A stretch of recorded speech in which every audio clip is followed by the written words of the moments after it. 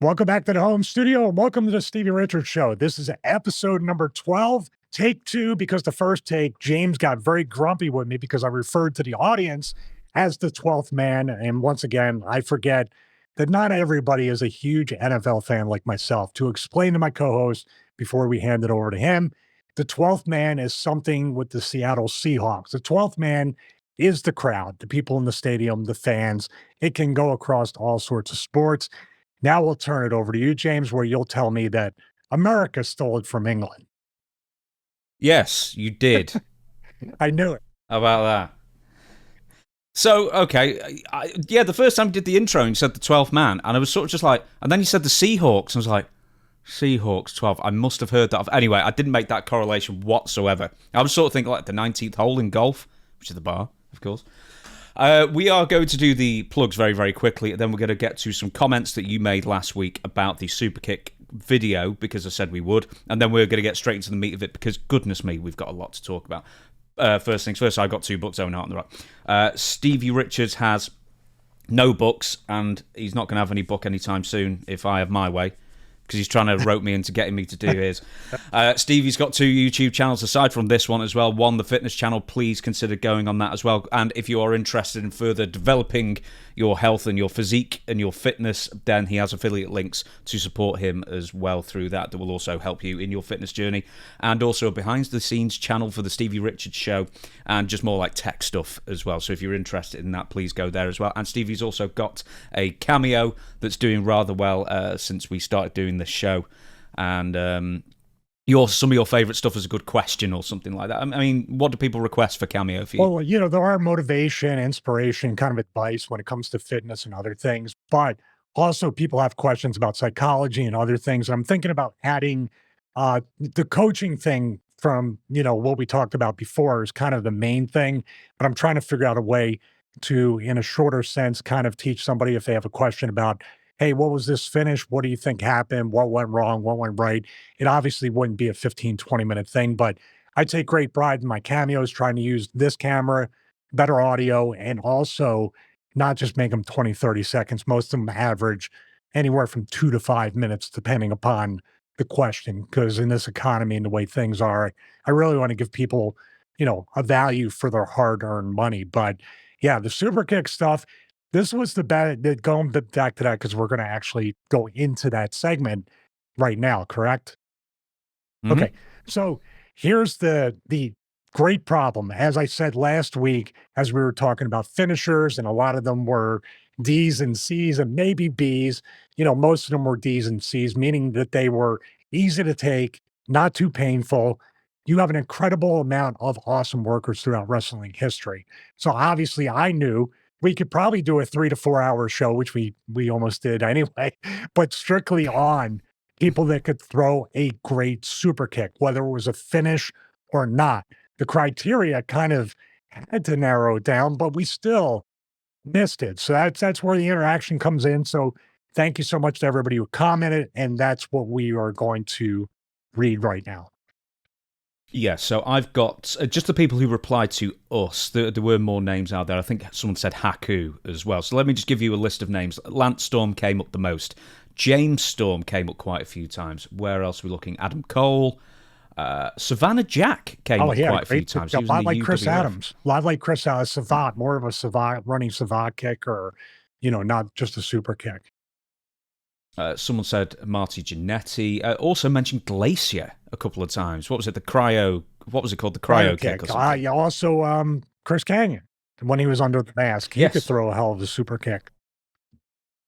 Now, let's see if there's anyone else. Something about Dean. Dean Ambrose. Oh, no. Sorry. The Cell. Someone has suggested Dean Ambrose. Not based off of the one that I showed, where people were so like, when I did the One Mississippi 2, and I wasn't rushing the count. He was there for a good 5 Mississippi before he was like, I got to go.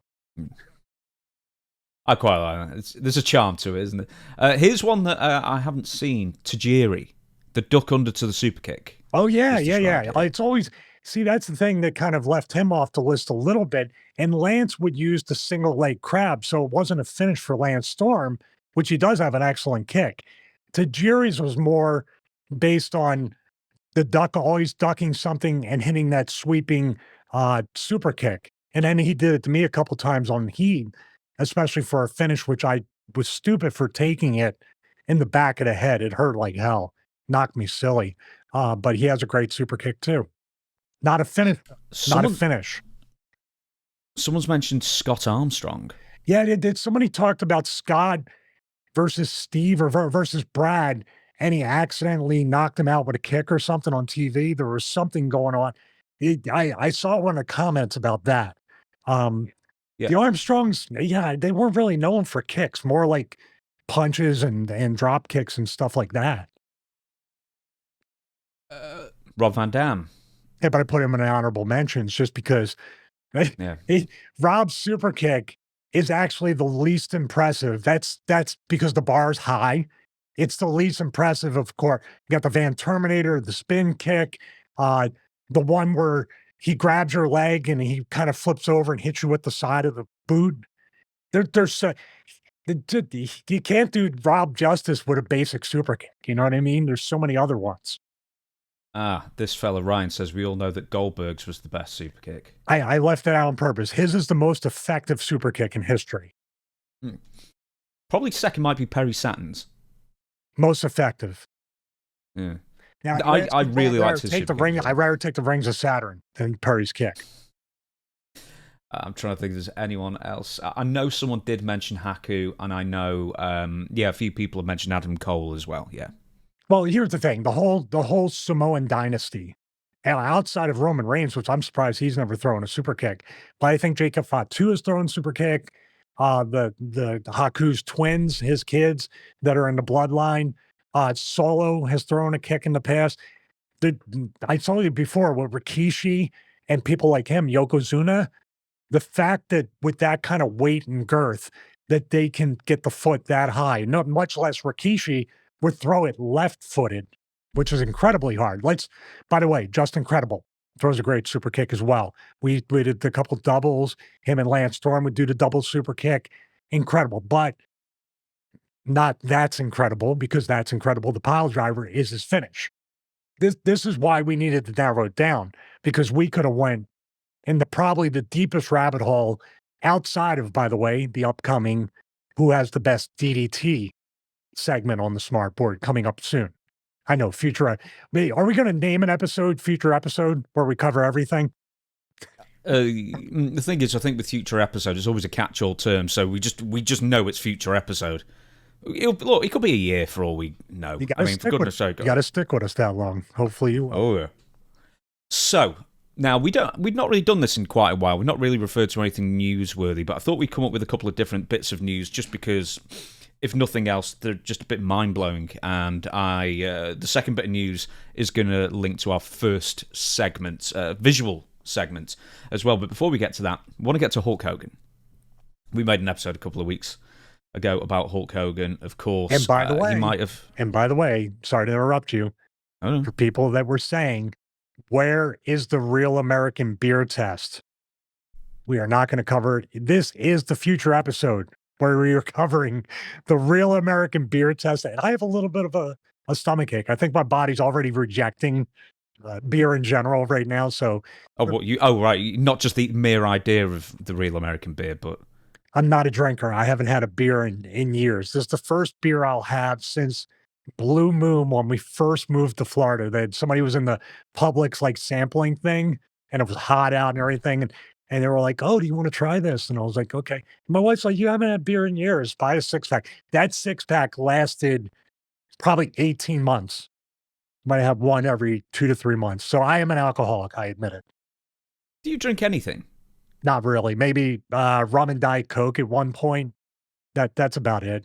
But no, I have enough trouble sleeping, and I take CBD, CBN for sleep.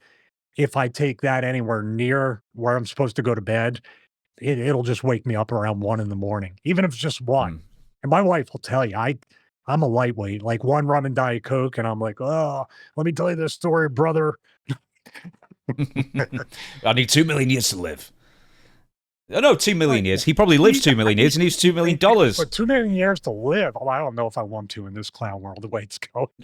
But yeah. Oh, God. Watch Highlander once. You want to kill yourself by the end of the film. I love It's really depressing. series. Adrian Paul was awesome. I've not seen the series. I've only watched, I think I might have watched a bit of The Quickening, but I've watched the first one. Highlander's got everything. It's got Queen. It's got wrestling, weirdly, at the beginning. It's got Sean Connery in a wig. It's got Christopher Lambert squinting constantly because he's got really bad eyesight in real life. It's got head lopping off. What's the quote in the church where he goes, "Listen up, ladies, I got something to say. It's better to burn out than to fade away. Happy Halloween, ladies." And then he walks off. Great film. It is a great film. The TV series, I highly recommend you watch it, though. Is that the one with Edge in it? Because there was a Highlander series years ago. Yeah, Adrian Paul. Yeah, you got to check it out. Very, very. No, Adam Copeland Edge was in an episode of like the original series, like in the 90s, I think. That was the Highlander. Yeah, late. So there isn't another series. Well, he's in Vikings, and then he was in something else. Oh, There might have been one after that, but I know Adrian Paul, the original Highlander TV series. Yeah. So, but guess what? Here's a little fun fact. Christopher Lambert got the part. Sean Connery got the part.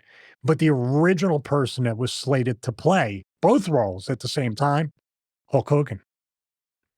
Oh, of course. Of course. But he was, what year would this have been? 85. So no, he would have been deep into his WWF run. And also he was touring with Metallica at the time, for God's sake. By the way, he could have just turned around to the kid that was dying and said there can only be one. Then just do it, and then with the lights and everything. Just leave him. Yeah. Just leave that smelly dying kid at the Wembley in the front. Yeah. When he said, "I'm going to be the only one," he goes, "That doesn't work for me, brother." And just there you go. It's over. But we can't like put basic Gregorian calendars or Catholic calendars or any kind of this thing here, this watch. It can't. You can't. Come on. Let's throw this out. It doesn't mean anything right there. That's Hulk Hogan. Just talking about Hulk Hogan, brother. And Hulk Hogan is all about forgiveness. So aside from, forgiving Bret Hart, who he loves to death. Giving you two segues here, man. I'm trying. Oh, dude, don't worry. I've got you. A couple of weeks ago. So, we were talking about, the Metallica bassist, Hulk Hogan. And he did have a hit in the UK. By the way, did you know? Hulk Hogan and the Wrestling Boot Camp Band, like something got to like 30 in the top 30s. And it was a cover of Gary Glitter's "I'm the Leader of the Gang I Am" or something like that. Just a little fun fact for you. So he has had a hit, amazingly once. Anyway, a couple of weeks ago we talked about Hulk Hogan and some of the taller tales he said. We never got to the Wembley Smelly Kid story, which would take an entire episode. But he did make mention of some. He always comes out with a perler whenever he has a new interview. So a couple of weeks ago, dedicated an entire episode. UFC 1, Andre the Giant, he dropped dead a couple of days after WrestleMania 3. But then he went on with Logan Paul and Impulsive, his podcast. So among calling Brett bitter because he hates Hogan and Ric Flair and Vince McMahon, for some reason, that Logan Paul should be world champion, that he never used his WCW creative control clause in his contract. He also said the following about fans forgiving him by comparing himself to Chris Benoit. If Chris Benoit can do the crap he did and the fans still love him, why not me? They are forgiving. I have made some major mistakes. They are very, very forgiving. I'm gonna read your commentary in the show notes, which is my thoughts exactly. It has to be the worst comparison from the one person to another with what Hulk Hogan has, kind of been ostracized multiple times for, and the Chris Benoit. Like, I don't know what to say about that. Let's go back to he never even used his WCW creative control clause. I know for a fact that's not true either. That's not true. And you can say anything you want about Vince Russo, but there's also other people like Disco and people that were in that booking meeting who said unanimously, we're going to put the title on Booker T. It was a unanimous booking committee decision, and then they had to do everything around the creative control. This is the famous story about how Hogan's lawyer faxed the WCW offices after hours on a Friday before the pay-per-view. This is all well known, and the creative clause or the creative control clause in his contract, which Russo, as recent as yesterday, as we recorded through the Raw SmackDown review, said he had no problem with it because it was WCW. It was Turner that put that creative control in his contract. So he's more than willing to work around all that stuff. But he absolutely did exercise and use that at least that time. Now, getting back to the Benoit thing, because I was trying to delay it because I don't know. I can't really break this down in a way to look at it like and say Hogan has this perspective with the analogy or the comparison. There is no comparison to that. This is one of the most evil, vile things that a human being could do to total strangers, much less his wife and his young son with special needs. It is, I don't know. And I don't think the fans have forgiven him. I think they can appreciate his work, but you cannot, even now, how many years or decades later are we talking about? Did this happen? 2007, so that was 17 years ago. Okay, 17 years ago. And I guarantee you, if you bring, like, okay, I found my match with Benoit on Heat like a couple weeks ago because we mentioned something, and I found it in the feed because this thing's always listening to you. So it came up. I didn't click on the match or watch it, but I saw the title and I went, it didn't make me think about, oh, the match I had with him in the spot and the finish. It made me think of this, what he did. Fans are never going to forget that. It's not for us to forgive, at least in my opinion, with what I believe. It's for someone else to judge him. But man, this is, I can go on and on. I can't put it in the words how out of touch and how much lack of self-awareness Hulk Hogan has in this moment. With Hogan, as you say, lack of self-awareness. And I did write in the show notes, well, why don't you just compare himself to Hitler? Because, like, you know, Hitler was nice to his dog. Let me counter with a question right there. Is any press good press at this point for Hulk Hogan? Is any press at all? And now what we're looking at too is Hogan was at the Republican National Convention. I'm asking a lengthy question with context. He was at the Republican convention.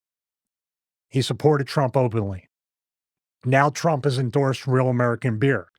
Hogan doing and saying, and I have no doubt he was on Logan Paul because of all those things that he's kind of back in the mainstream. With that being said, if you're within the orbit of Hogan, and I'm not saying any of these people are not flawed as well, but if you're in the orbit of Hogan or you have any kind of attachment to Hogan and he's repeatedly saying these things and also lying at the same time, doesn't it hurt all the brands that are around him? Not anymore. I mean, nobody cares about truth. Nobody cares about anything. And all people care about these days is what they think in their own head without any fact or proof or anything. It doesn't matter what anybody says anymore. No one's held to account, is what I'm trying to say. So, you know, and the thing is that Hulk Hogan is in a really weird position where he's a total carny, but he's an absolute national treasure at the same time. But he's partly truth, partly fiction.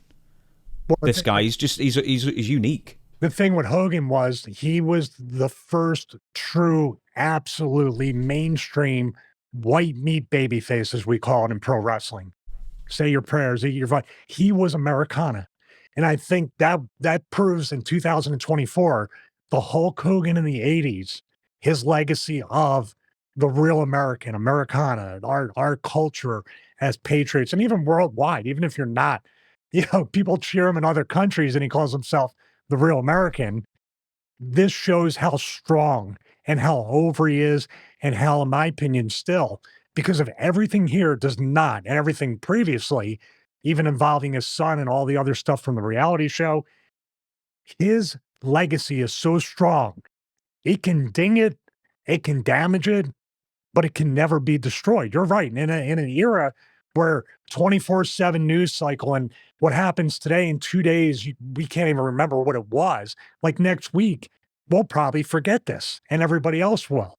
But his legacy and that white meat babyface legendary wrestler that carried the entire WWF at the time, that's the coasting that's countering all this stuff. Is he getting hurt and dinged? Is this hurting his legacy?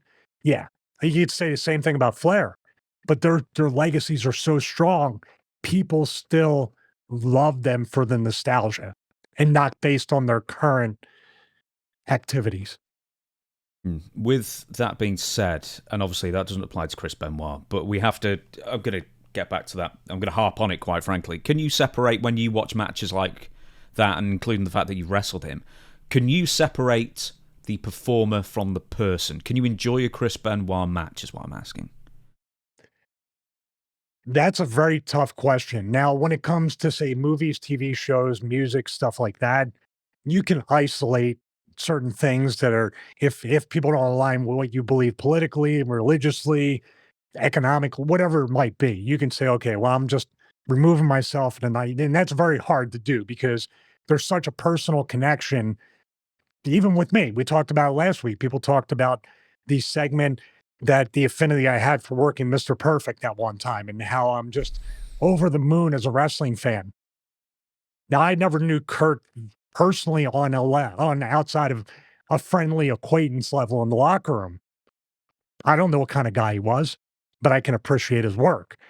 I'm getting to know Hogan a little bit more, and it's becoming more difficult to enjoy the Hulk Hogan that I watched on TV or I currently watch a match. Chris is a little bit different because we were kind of in the same era, shared a locker room, got to know him. So it's kind of like more of if I watch Chris's matches with me or anybody else, I can't really watch the whole match because, and I'll try to verbalize this correctly, I can't really watch the match because there's more of a personal connection. I knew Chris, and it's almost like when I see that, it's like, how can the dude that I thought I knew to some extent personally do this?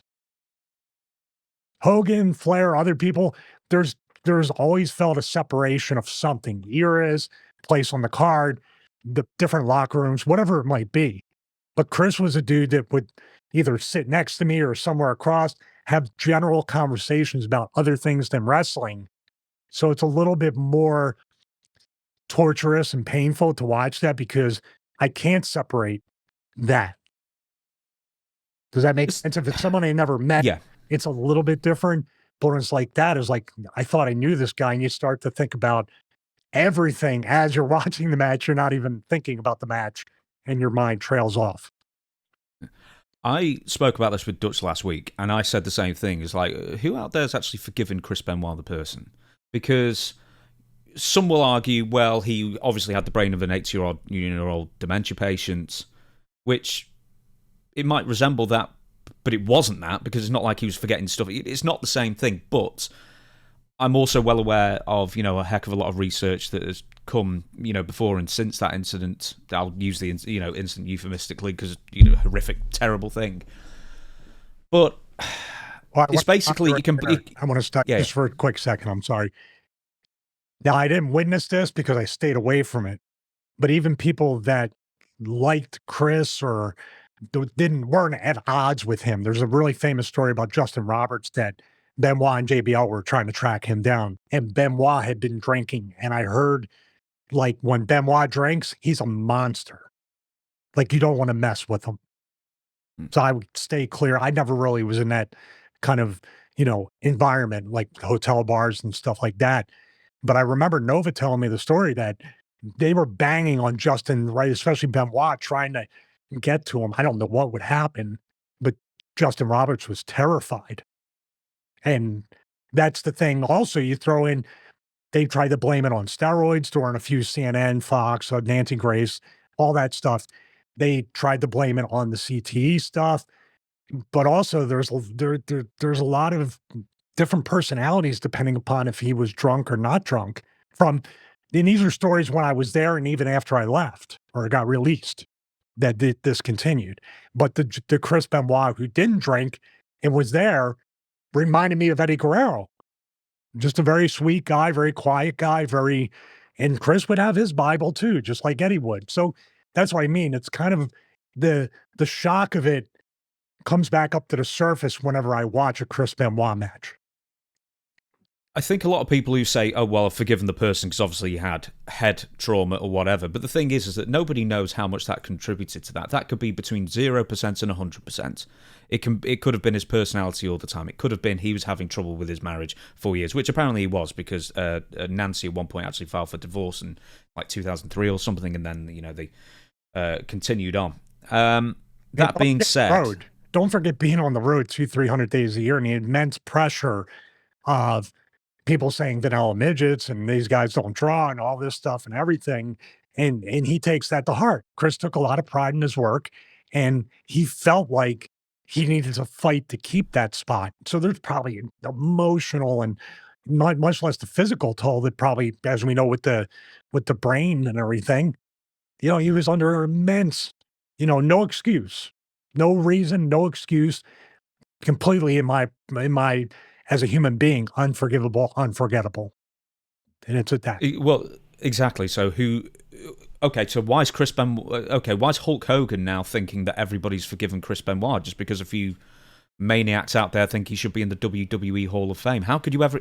Because this keeps on coming up all the time with, should Benoit be in the Hall of Fame? And it's like, well, no, how are you meant to do the induction? It's like, boy, he really wiped out his family there at the end, but let's ignore all that and let's talk about, like how good his chops were. You can't do that. But the Hall of Fame is based on one or two people's decision. So if they did want to put him in, he'd be going in. I agree with you completely. Getting back to the Hogan thing, I think Hogan, this is just me speculating, because it's true. No matter what Hogan says or does at this point, nothing's going to completely cancel him or ostracize him. So, and I think Hogan sometimes will bring up stuff that he feels like, I don't know, is powerful, or it'll be great and it'll get him attention. But I'm just confused by this. I go back to this. I'm looking at the quote in our show notes, and I don't understand if Chris Benoit can do the crap he did and the fans still love him, why not me? They are forgiving. I've made some major mistakes. They're very, very forgiving. Well, I would have said, if you never said that, the fans had already allowed you to rise back up. The WWE has brought you back. Like the second time, right? He got taken out from all the stuff with the Bubba the Love Sponge stuff, the sex tape, everything like that, and what leaked about his daughter, and what he said about someone dating his daughter. They completely erased him from everything, and then slowly kind of brought him back until he hosted the first WrestleMania post-COVID in Tampa Bay, 37, I believe, right? Or that 30? Yeah, didn't they put him with Titus O'Neil as well?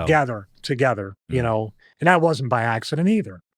So, I love Titus too. You talk about a great ambassador and representative. The Titus is the guy everybody should be interviewing, and it's a shame that it's always attached to your fake push in wrestling, because Titus he's just a gem of a human being. If you're in the Tampa Bay area, that guy has done more stuff, and they only bring him out when they're trying to capitalize on PR with it. But you want to talk about a guy like, I don't know about the analogy you guys use, but there's that analogy like, those people that really care and don't care about the attention will paint the back of the fence in the backyard where nobody sees it. Titus is consistent whether there's a camera there or he's just doing it. Good dude. So I'm just going to mention one more thing and then we're going to move on. So, yeah, some people have forgiven Hulk Hogan for comments he made in the past or whatever he said. Or, I mean, crikey, I actually thought it was worse when he said that, his his son's friend who he paralyzed or badly injured in that car crash, Hulk Hogan said, well, it's probably karma. He probably did something in a past life. Yeah. Or something like that. It's like... Yeah. Let's not forget about let's not forget about the jail tapes and everything, the video of that where they were trying to figure out a way to monetize it and create content from it, right? They were trying to figure out a marketing angle from this. And those conversations do take place. And he's not the only one, but you have to assume this call is being recorded. I probably shouldn't say anything, but people eventually are going to let you know who they are. With a lot more people have forgiven Hulk Hogan than they have Chris Benoit, because Hulk Hogan did not choke out his wife to death so hard that he broke her spine, and then he did not 1 day later drug and suffocate his child to death either. So there's a huge difference between words and stupid thoughts and murdering your entire family. So, and yeah, no one in their right mind is forgiving Chris Benoit. Right, so considering we were saying this was on Impulsive, Logan Paul, and we've got to bring up Logan Paul again. We're going to bring up Logan Paul a couple of times, actually, in this, because aside from the fact that he doesn't know the difference between a work and a shoot, which was also established in the Logan Paul Hulk Hogan episode, Kevin Nash came out with a comment that aged like a fine milk in that sense. A few hours, I don't know if it was like a day before or whatever, I guess on his podcast, Kevin Nash came out with another one of his pearlers by taking aim at Logan Paul for, quote, not being one of the boys. Now, I'm going to have to do the quote with very, very much censoring myself in this one. This is one of your favorite things to do, by the way. I know. Well, it's one of the favourite things for Chris to do, because he's got to pull the clip up and then like put like 15 bleeps. So he's not one of the boys. Where would he learn that shit at? Where's he going up and down the road talking our jargon? In the building? Everybody's in their own motor coach. There's no interaction. There's no socialization. You don't become one. You don't become one of the boys just because you're around them. That, from what I heard, he's making like $5 million for a limited, and those other are out there making house shows. You. Let's talk about these comments first. Okay. So this is one of those things where, you know, the conspiracy side of me is kind of saying, hey, are they starting something? And like, because Kevin Nash and Triple H are tight. Logan Paul's featured. He's not doing anything right now. So my antennas go up of, you know, is it a work?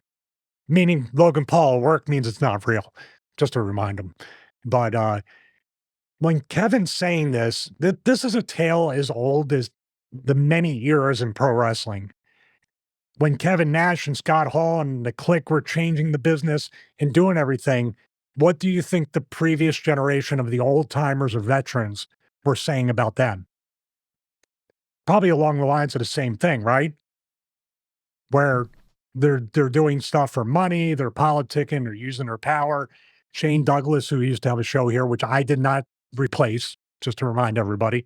But Shane still swears up and down, as far as I know, and last time I talked to him, that group of people had starved him out in a 6-month period. He made $1,400, and he was on their S list, as they would call it. So they're politically, he was a pariah, and he was basically starved out. This is Shane's story. He has not switched this in decades since it happened. So that's where that comes in. Also, right now, guys like me, Russo, Nash, even to a point Dutch and other people, we're going to talk about AEW in the current generation. It's always going to be the looking back, the comparison is the thief of joy type of stuff. Now, Kevin was also famous in a lot of shoot interviews saying this saying from Captain Lou Albano: there's only 2 things in wrestling that are real: the money and the miles. Okay? Maybe Logan Paul isn't putting as many miles on the odometer as other people, but as workers, and this, okay, let's go back a second. Punk with Rock, you know, part-timer. Cena with Rock, part-timer. Then Cena became a part-timer. Austin Theory, Cena, part-timer. Everybody has this trope of, you know, talking about like, you need to be full-time and go here and there. Isn't the point of being in pro wrestling working as little as possible and making the most amount of money? Whether within do you know who else was a part-timer? Bill Watts, for years in Mid-South. And he drew all the time because he was a part-timer. Fritz Von Erich. But, you know, yeah, I'm with you. Now, Kevin, where he's coming from is not completely wrong. The way it's verbalized or way it's put, you know, the point is lost with all the swearing and stuff like that. I have a problem with that being from Philly. I try to be very good about that on the show, except when you told me about subtitles and I had to swear at you. But he's right in the way that he's speaking up. And here's the thing I thought about as I was reading it once again. Is there someone else saying this or many people in the locker room that Kevin is friendly with, and maybe includes Triple H that didn't want to afford all these things to Logan Paul. And Kevin is being the avatar speaking up maybe for a lot of the boys that think that about Logan Paul. So that's just, I'm throwing it out there with that. We can do Logan Paul's reaction, and then we have a comparison chart of who the best worker out of these two is, in my opinion. We talked, I don't know, 7 weeks ago or something like that about Kevin Nash and CM Punk. And once again, Nash was bemoaning the fact that, hey, when I was in the business in 95, I had a triceps tear and I had to be back on the road in a month. And it was like, well, that's fine. But also, Kevin Nash will, and I'll get back to Punk in a second, and that Punk was taking time off to actually heal his injuries. How dare he? And the fact is that Kevin Nash also seems to take a lot of pride, or a lot of credit, at least, that he was, along with Scott Hall, one of the guys to raise contract prices and, annual income for all the wrestlers in the business. He takes a lot of credit for that publicly many, many times over. But then when people are making more money than him for less dates, and also let's keep in mind that Kevin Nash, he's the worst messenger in the world for this, is what I'm saying, is how many dates did he just skip in WCW? How many wrestling matches did he just get out of? I mean, it started on probably Starrcade 97 when he was supposed to wrestle Big Show giant Paul White, and he said he had a heart attack that day, so Scott Hall had to not lose to him either. And then TNA, he was part-time the entire way through there. He was probably making nearly 7 figures a year just to turn up and sit down in backstage segments. Kevin Nash is not the messenger for this message, surely.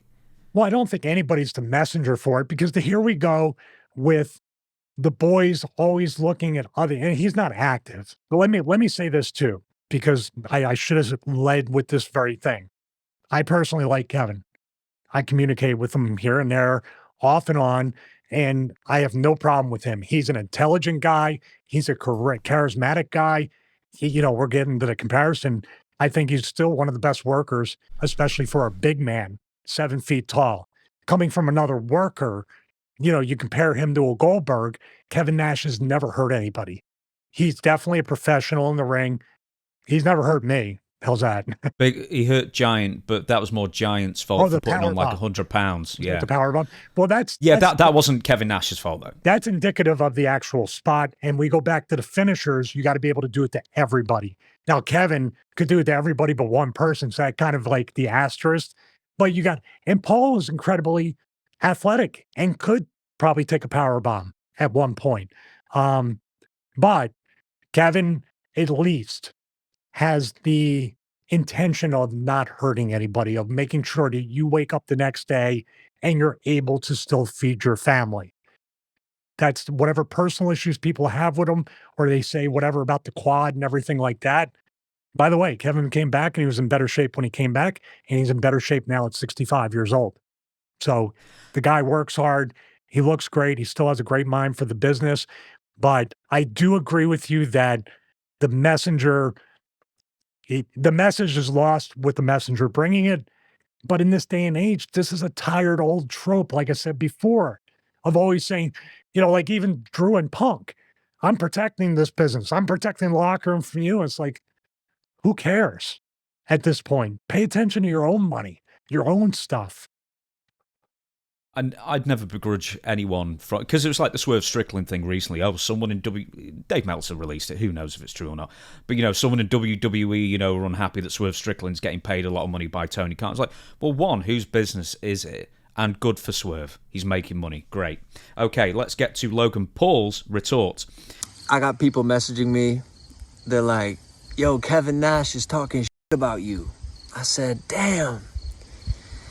Who is Kevin Nash?" And I mean that. I'm unfamiliar with this guy, which I think is his problem. I'm not as versed in the WWE and in wrestling as maybe I should be, as my peers are. But then how am I so much better than all of them? I don't have the answers to these questions. It is a question. I don't know how I could be the best in the WWE or at least one of the best. Like, I'm surely a top fiver, and I don't even do it full time. Now imagine if I did learn a little bit. Imagine if I devoted, came one of the boys, Learn what the difference between a shoot and a work was. Will that make me a champion? Me? You. You're one of the old guys who is bitter that I am better at your job than you ever were. And that makes you pathetic. This will be my sport, and I will continue to make guys like you eat your words when I devote a little bit of time to it. So fuck me, fuck you. This was the best promo that Logan Paul's ever done. We're going to do a breakdown of this, comparing Logan Paul in the ring cutting promos to this. This is a 100 out of 10, this promo. And right here, this proves also sometimes that guys, and I'm not saying Kevin is in this, but he's a little more in than out. When somebody's in the wrestling bubble or a bubble in general, and they think they can take a swipe at somebody, thinking that they can intimidate them or make them do whatever because he's a young boy and he doesn't have a lot of experience. And then this dude just comes out and said, F me, F you. Kind of puts him right back in his face. The opening right there, whether authentic or not, is the death blow right off the bat. Like, I don't even know who you are, dude, which I may believe that because Logan Paul is so much set into another world all its own. And you have to give him credit, dude. He is one of the best guys in the business right now, doing it very limited basis, a very, very limited basis. Who cares if you rehearse it with Shawn Michaels, you go over your match, you do it 100 times. When the cameras are on, the lights are on, and it's live, even the best people that rehearsed a million times will shrink up under the pressure. This dude excels at it. And this here, dude, I would, if they wanted to, like I said, my little mind is working to say, is there something here they're trying to like pull in a new crowd and make a match out of this or make some kind of angle? Maybe. And if they're not, based off all this, they should, because this is interesting. Yeah, but I mean, physically, what could Kevin Nash do now? I know he got his knee fixed and everything, but as you say, he's 65, he's huge, and the bigger you are, the worse you age in that sense that, you know, your body's going to break down quicker than someone like half your size, I guess. Well, Kevin could always be an advocate for somebody else and involved in it, or bring somebody new from NXT into WWE to fight Logan Paul to get that kind of rub off of both guys. I don't have the answer. I just know this kind of stuff, they're talking crap. And this is usually how it goes back and forth in UFC and boxing and other things where they're using social media. Yeah, I don't know. If it gets squashed, then I know that they were just doing their thing and they went on their own way. But both guys have points. But I remember looking at the Logan Paul video and just saying to myself, this is what happens when a wrestler thinks they can punch down on somebody and treat them as they would an NXT kid or somebody like that. And it turns around and this dude's like, you're not going to affect my money. You're not going to affect my point. And if I don't go to WWE, I got 15 other things going on. And this is something, I don't know this guy. I like Kevin. I get along great with Kevin. And like I said, Kevin is cool to be around. I've heard the exact opposite about Logan Paul and the type of personality he is. But we're not talking about personalities with this, nor the segment coming up. It's an objective, nuts and bolts look at who could be better for business or who has been better for business. Do you know, just because you were saying that, well, someone who Kevin Nash was apparently punching down to was just beforehand LA Knight. And I wonder if LA Knight had basically just come out and just said that and basically just dusted his hands off and moved on, then I think that would have... Logan Paul had a better response than LA Knight to Kevin Nash's. LA Knight had to do the pro wrestling, like, let me just hit it. Like, it's not a verb, it's an adjective. Or, you know, remember about the thing he talked... Kevin said something, I can't even remember. It's so long ago.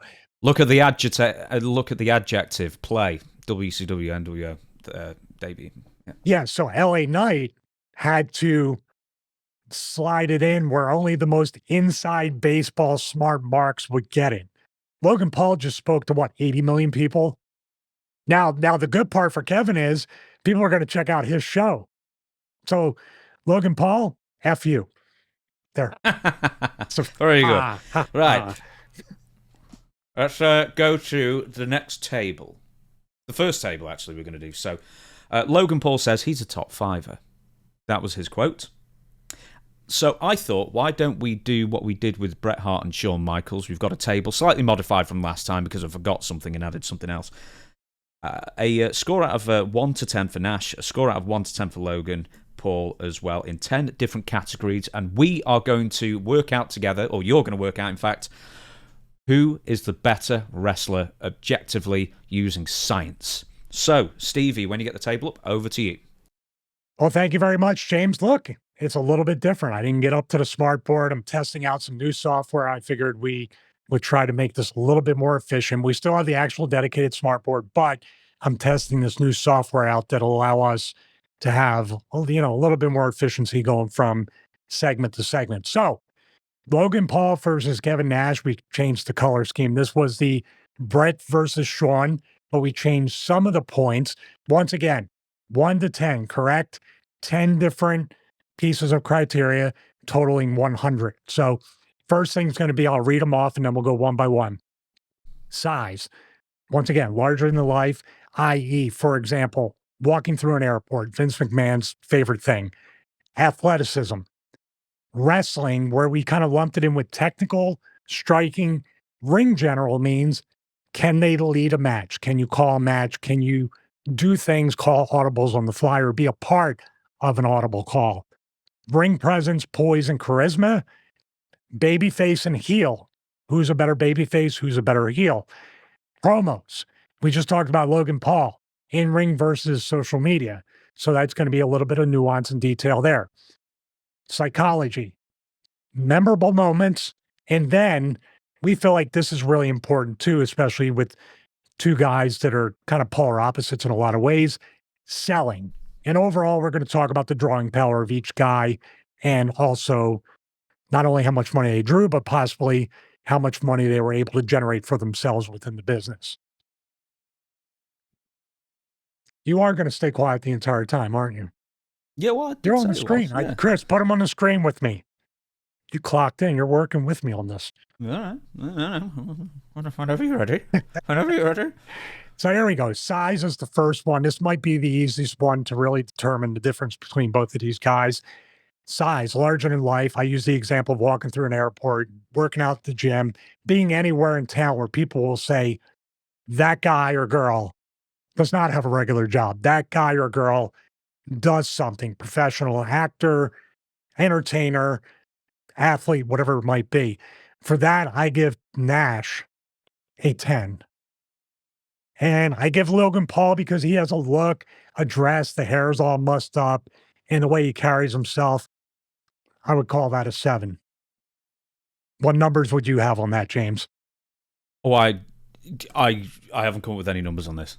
I mean, no numbers at all. Well, I just came up with the numbers. No, just leave me out of this. Leave me out of this entirely.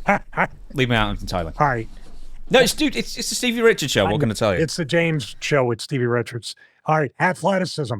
This is where I give Logan Paul a 10.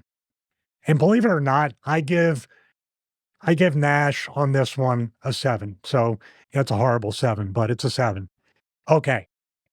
This is where it kind of, there has to be some kind of asterisk attached to Logan Paul, especially because the body of work, especially being somebody who works very limited dates, hasn't been in the business for that long. It's very impressive. So some of these numbers are going to be very high based on his lack of experience, and that's going to be taken into account.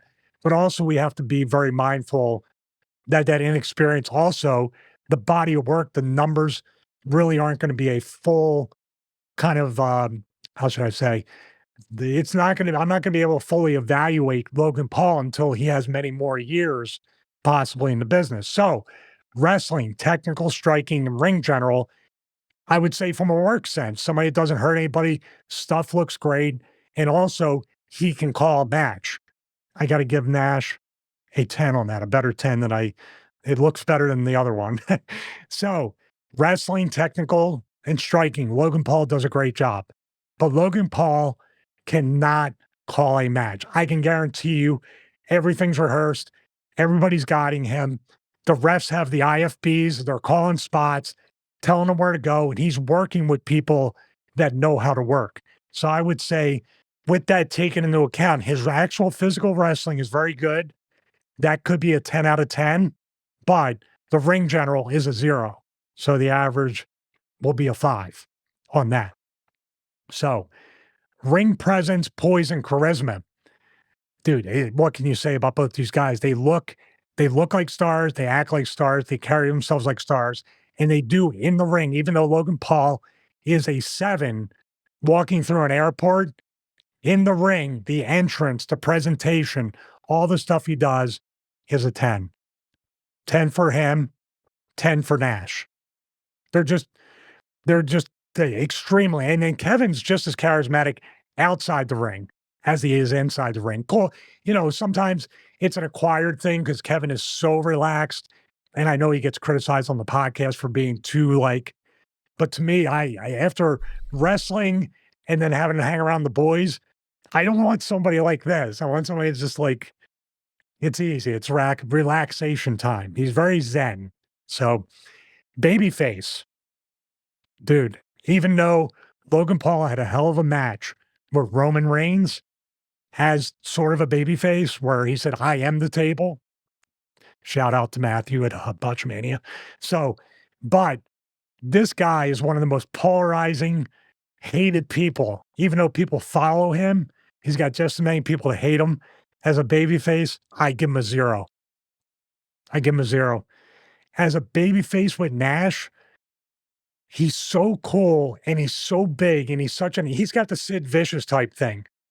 It's hard for you to want to see Nash get beat up, even though he can be swarmy and cocky in his promos.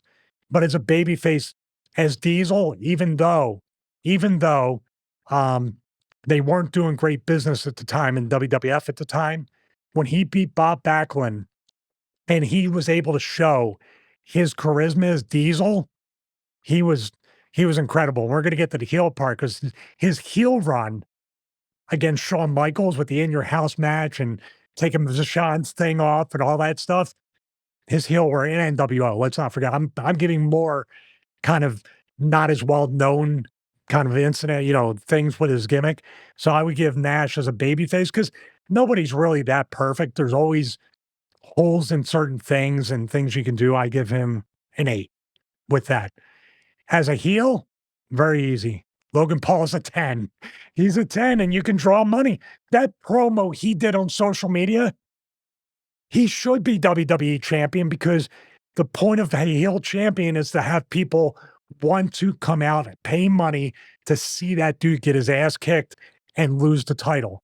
That's why I feel that Cody's run as champion, as any babyface champion, becomes stale much, much quicker. The chase of a heel champion is always going to trump a babyface champion. Hogan was the exception. That's why his legacy is so strong. So Nash as a heel, this is where it's tricky because in the ring, it's hard to not want Nash to kick somebody's ass. But promo-wise and the amount of heat they had at times, that was really good. The problem was Kevin is so cool, so charismatic, that the NWO became babyface. It was him, Scott, everybody else.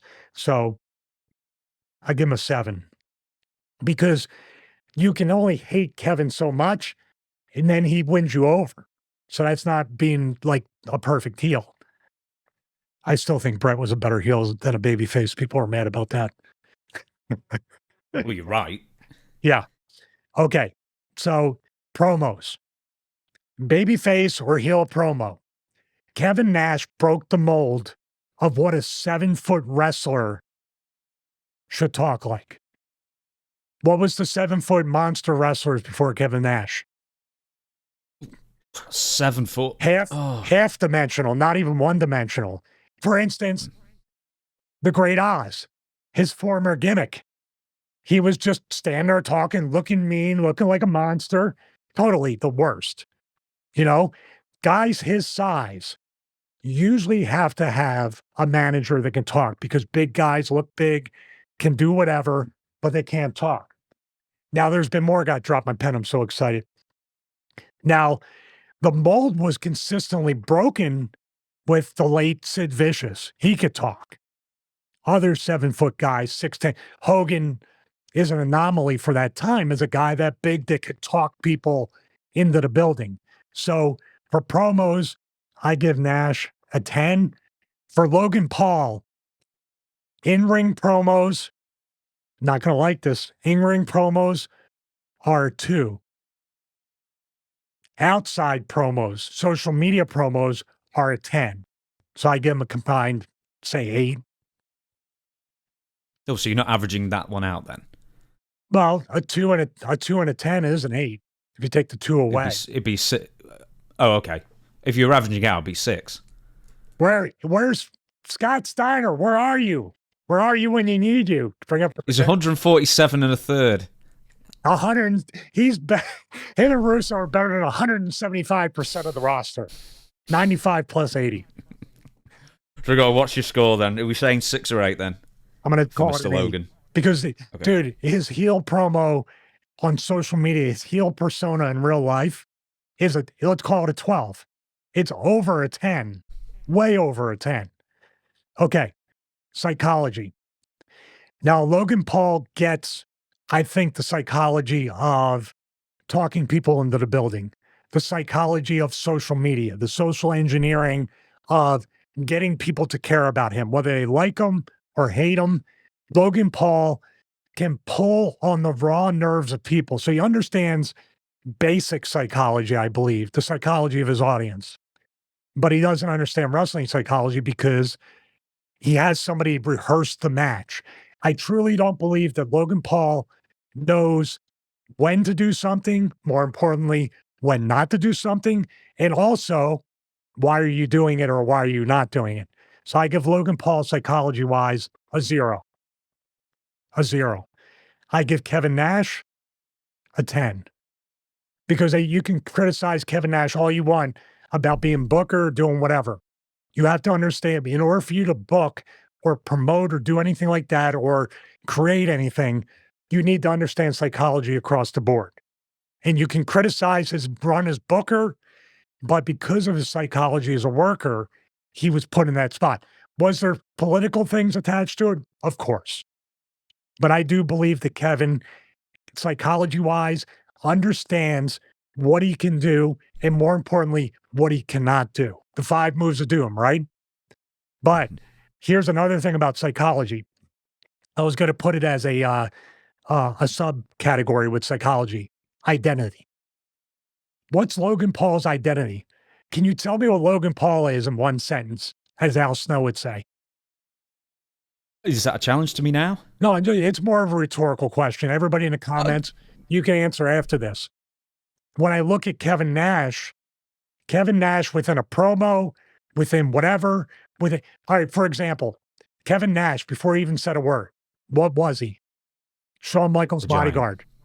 Oh, yeah. He stood there, arms folded, and you understood. It's that old Simpsons. You like the Simpsons better than the Family Guy. When the guys with the ninjas and everybody were fighting, and Homer, the Marge is like, let's go back inside. He's like, no. That guy right there is going to do something. He's going to do something. That was the dude just standing still as all the stuff happened, but he was going to do the coolest, most impactful stuff. I remember, I think it was Razor Ramon versus Shawn at WrestleMania 10, the ladder match. Nash got thrown out, but if I recall, it was his first major physicality that he would do to a star. He clotheslined Razor Ramon on the outside, and then the ref threw him out. Do you remember that spot? Mm-hmm. But what did he do up until that? That's it. He may have done 1 or 2 things to, local guys during enhancement matches, but nothing of any substantial, offense to a star. So he understood, and you understand Diesel's the bodyguard. Diesel's a 7. Oh, Diesel. Oh, the truck's coming through and it's going to, do that. The move's called the jackknife. The name's Diesel. I can identify with that. But Logan Paul is, honestly, when he comes out, he still reminds me of the local celebrity DJ that comes onto the independent show. He doesn't know what to do. He's like, dude, if he gets lost, I have no doubt he would do the Mexican uppercuts and middle finger, the cheap heat to try to do stuff and lose control. So, but in that social media promo, his psychology is off the charts of how he can antagonize people through that, which kind of lends to that WWE is producing people like Logan Paul way too much. Let him go out there and drop F-bombs, bleep them out, do whatever, make it real. I see the glaring difference, don't you? Mm-hmm. Okay. Memorable moments. This is where, once again, we don't have the full body work of Logan Paul, but dude has created some moments in his early career.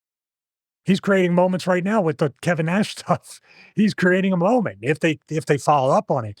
The match with Roman Reigns, the spot with Ricochet at the Rumble. What else? His stuff with LA Knight, and that's what I'll say about him too.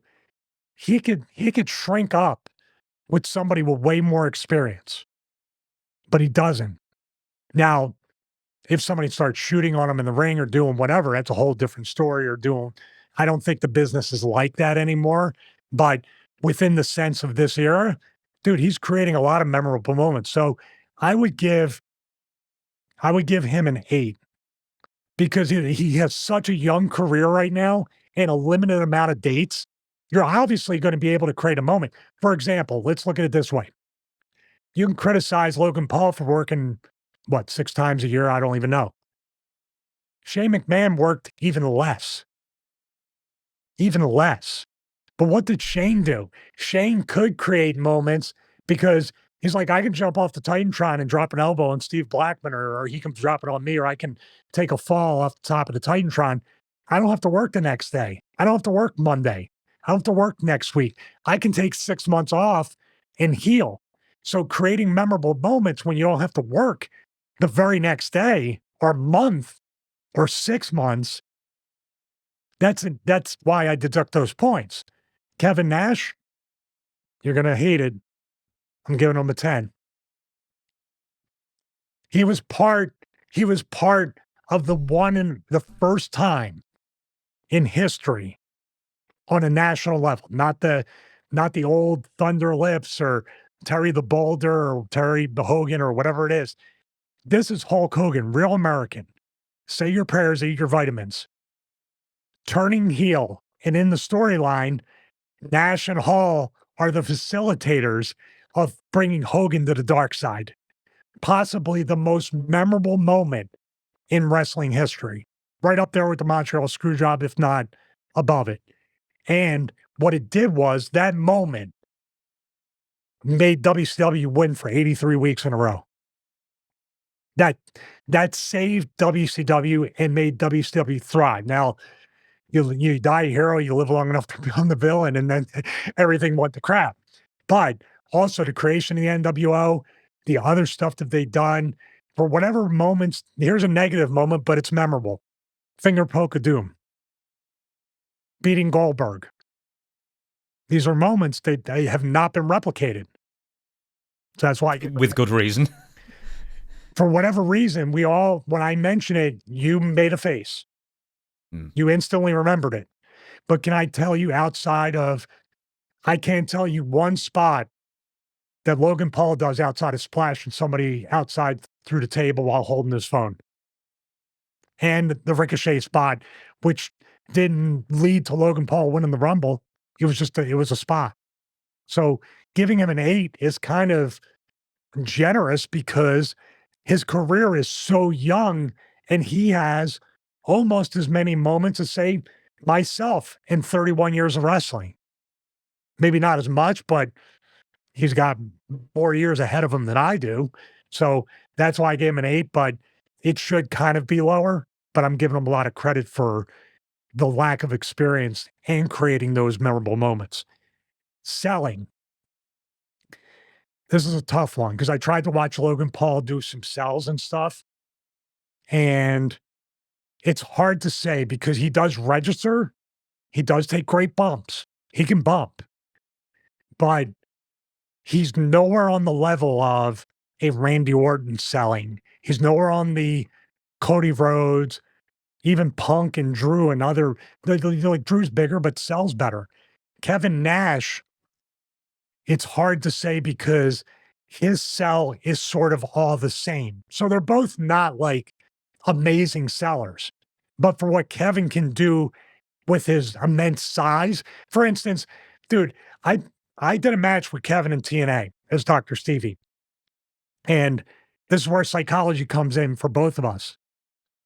When Kevin went down onto the mat, I cannot let him back up. I cannot pick him up. I can't let him up. I got to drop elbows. I got to punch him. I got to headbutt him. And then when he gets up on his butt, I put him in the general anesthesia, the $1 million dream. He gets to his feet. What do you think happens? The match is over. But he was selling, but it wasn't like he just is getting he's getting rocked. So I don't know how a guy 7 feet tall can properly sell in certain ways. It's hard. Now, Logan Paul's selling, I would give it, because he's very, very inexperienced. And I can see when Logan bumps and he's selling, quote, he's thinking of the next spot. Absolutely thinking of the next spot. So I would give Logan Paul, let's see here. I got to bring up the marker. I would give Logan Paul a 4. And because sheer experience, and like I said, identity, and Kevin knows who he is and how that character, that identity needs to sell for the opponent. My size, Paul White's size. So I'm just going middle of the road because it's extremely tough to, quote, sell at that size. I give him a 5.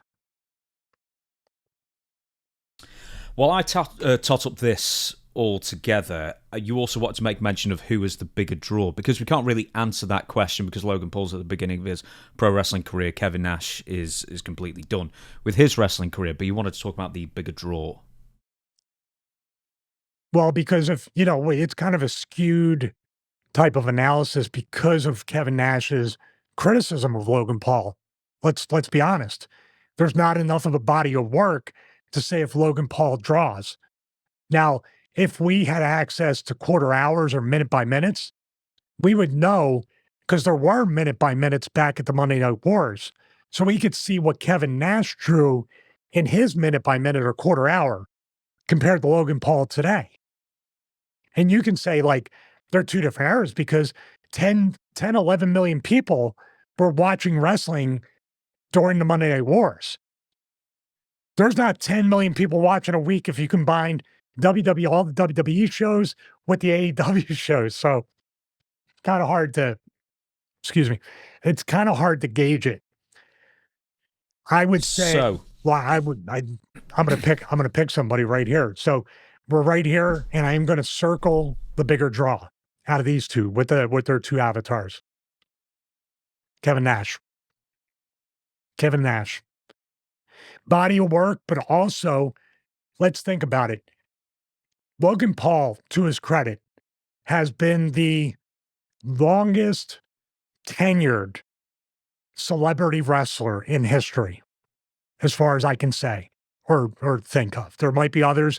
Andy Kaufman might be another one. Week by week, he was on Memphis or somewhere on Memphis TV.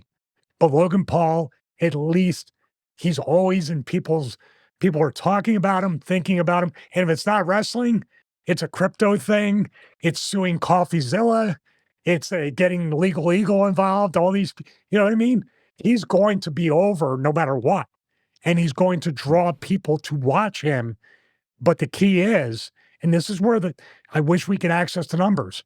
How many of the 80 million people or more that know of Logan Paul tune in to Raw or SmackDown or buy a pay-per-view based on it? Kevin Nash has Diesel, babyface and heel, has the Outsiders when they first came into WCW, the Great American Bash, powerbombing Bischoff through the stage table. Hogan turns heel. The NWO turns the entire business upside down and turns WCW into a profitable company. And the NWO with Hogan draws the most amount of pay-per-view buys at Starrcade 97, right? That's the biggest pay-per-view buys they've ever done. And Kevin Nash had something to do with that. So Kevin Nash is way more of a draw than Logan Paul. Kevin Nash won that 77-62, a fairly wide margin by your scoring. I want to bring up three things. Now, Two with Kevin Nash and has one nothing with... to do with it. Yes, with of course with the putting the matches together. I've got two for Kevin Nash and one for Logan Paul that I want to bring to your attention, or challenge you basically. You gave Kevin Nash a 10 for wrestling, technical striking, and ring general. You gave that same score to Bret Hart. That's basically... Everyone would say that Bret Hart and Shawn Michaels are two of the greatest wrestlers of all time. I don't think anyone would say that for Kevin Nash, yet they still have the same score on this. So what is sort of the basis of scoring them the same in that realm? Who is Kevin's mentor? Who did Kevin work a lot in WWF? But similarly, he's not the wrestler that those two were. I didn't say wrestler. I'm saying worker. Psychology-wise, see, this is the thing people don't understand. They think psychology is like a catch-all. Like you have to know how to do a wrist lock, an arm bar, this, that. You have to know how to reverse, like this move, or you got to know how to have amateur wrestling in order to. They equate working with wrestling. And if working and wrestling were the same thing, we would be forcing Hulk Hogan to wrestle like he did in Japan. No, but yeah, that's fine. But with your writing here, wrestling, technical striking, so that's two physical wrestling acts rather than the psychology of it. Mm-hmm. So technically, Kevin Nash is on the same planes as Shawn Michaels, and so striking. Very good striker, especially when Virgil in the Royal Rumble 1994. I don't know what Virgil did to annoy Nash that day, but he gives him the hardest elbows in the world and throws him out. Well, he might have did something, because I know about Virgil doesn't the rest in peace. But all right, so wrestling, technically, Kevin Nash can do what he can do and doesn't do what he can't do. Doesn't matter. It's not about the number of moves. Striking. Now, you talked about the Virgil thing, but I dare you to watch the matches I had with Kevin Nash in WWE and TNA. Those elbows, those knees look like they're murdering me. You feel them, but it's the tricep, not the He's such a big guy. He can maneuver. Think about how many 7-foot guys, and we talked about Viscera when he was Mabel, was killing people. Kevin has an immense amount of body control for a big guy. It's easy for me to do it. Like, that's why I always said, if Kane, Undertaker, Big Show, Kevin Nash can do things to people without hurting them, what's my excuse? Or somebody my size? The thing that makes Kevin a 10 above all that is ring general, calling a match, paired with psychology. He knows what he can do and what he shouldn't do. And he also knows, as a 7-foot guy, what am I selling? What am I not selling? Who am I working? What can they do to me? What can I do to them? And guess what learning tree? I'm going to repeat it. Shawn was the mentor. Shawn was the coach. Then he had an entire, I don't know how many matches, but a 6-month to 1-year thing with Bret mixed in with Shawn.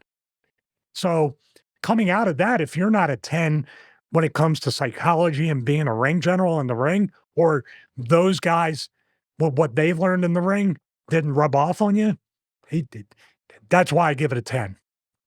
Besides the comments that are going to come.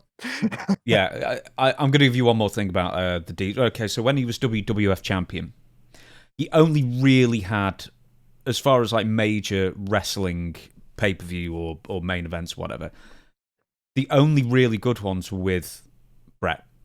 He wrestled, not on pay-per-view, but I know he wrestled Bob Backlund. And obviously this is going to be some more of the opponents. Bob Backlund, the Bulldog, that was a stinker. That was in Canada, I think. Who else? Mabel. I mean, I'm not doing my own point many favors. I'm coming out with some really bad, apart from the Bulldog, really. But just like those two didn't mesh at all, and I thought that'd be a really good match at the time, and that was just horrendous. I'm going to tell you probably my guess as to why it was a bad match. I know Bulldog was fighting a lot of back injuries, and then that WCW thing happened with Trapdoor that kind of messed him up more than anything. And his bumps were always kind of awkward, if you notice, with Bulldog. So here's the thing. Now, that's not Kevin's fault. That's not Mabel's fault. That's not anybody. But how many times do you have two big guys in the ring and it does neither one of them any favors? Kevin Nash did great against guys that could run around him, Sean and Brett, and people that could do things. All right, what if we looked in the Bible and it was Goliath versus Goliath? What's the interest in that? David versus Goliath.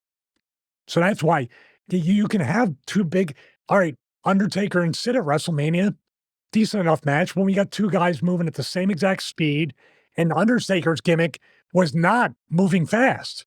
He was dead. Sid's pacing they were essentially almost identical. So where's the gears in the match? There are none. I was going to bring up Sid as well. Sid and Tatanka. All these people I'm talking, these giants are incredible when you booked them correctly.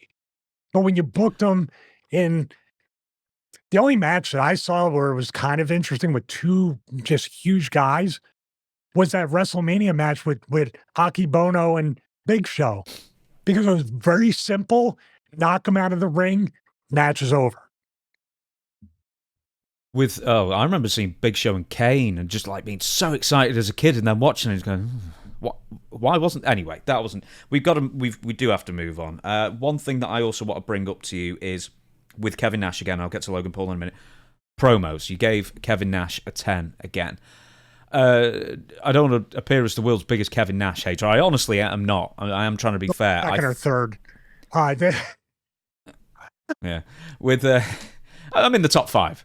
No, I'm not. But that being said, aside from the Four Horsemen parody that he did, and maybe where he said adjective instead of verb or whatever for, play, name one really memorable Kevin Nash promo. Oh, Kevin Nash promo? The one where he had just turned heel as Diesel and he was outside the ring. It was like kind of like reminiscent of the Bret Hart BS cage match where he shoved McMahon onto his ass. The Diesel run as a heel where he was like sick and tired and bitter and mad, and it started that run, and then that In Your House match with Shawn Michaels there's lots of Kevin Nash promos. I still think sometimes in WCW it was glossed over. They were counterproductive, a lot of the ones in WCW. I think that's really where I was going. After a while. Now, you could say whatever you want about this is where the big boys play and use the wrong type of grammar for it. But that moment where he showed up, no matter what he said, then when they showed up at Great American Bash together and they were talking to Bischoff and then he powerbombed them, it was combined, the moment, the promo was combined with the violence for the moment right there. This is all vanilla and chocolate ice cream or whatever flavor you like. I can appreciate this because number one, I was in the ring with them. Number two, I've been in the ring with big guys and guys my size that they've murdered me. They've killed me. And I can appreciate someone like Kevin doing that. I had a little bit of an angle with the $50,000 bounty on him that was kind of cool. We got back and forth. I'm not skewed because of Big Stevie Cole and Big Daddy Cole. There's no personal connection with this. But I just appreciate his work. I appreciate Logan Paul's work, but I feel like Logan Paul is a choreographed circus I can't even say it. He's a circus performer right now. He lacks the mental makeup that makes a complete pro wrestler. To add my 2 cents in for whatever it's worth. You can't wait. Somebody sends this to him. Come on. I can't wait for the internet. See, I'm younger than that, so I could work a Logan Paul. Yeah. I will. Big Stevie Cole. Big Stevie Cole. Now, you can be my advocate, Kevin Nash. No, because I'd have to take a bump at some point. Who will? My back. Me at some point if I'm your manager. Right. No, Kevin. I will wrestle Logan Paul for Kevin Nash. I was hoping you and Kevin Nash would get in the cage. Oh, God. See. That'd be good. You can say all you want about it. He gets Social Security now. He's 65. Kevin's still... Social Security on a pole match. Vince Russo's got to have one of those hanging about. That's true. That's true. I mean, I was expecting there to be like the syringes on a pole, that AEW pay-per-view. Oh, we'll be bringing that up in a second. Just briefly, one more thing about Logan Paul. By the way, I love the fact that we have two varying opinions. I respect yours, and with mine, it's just they're based on different parameters, different criteria.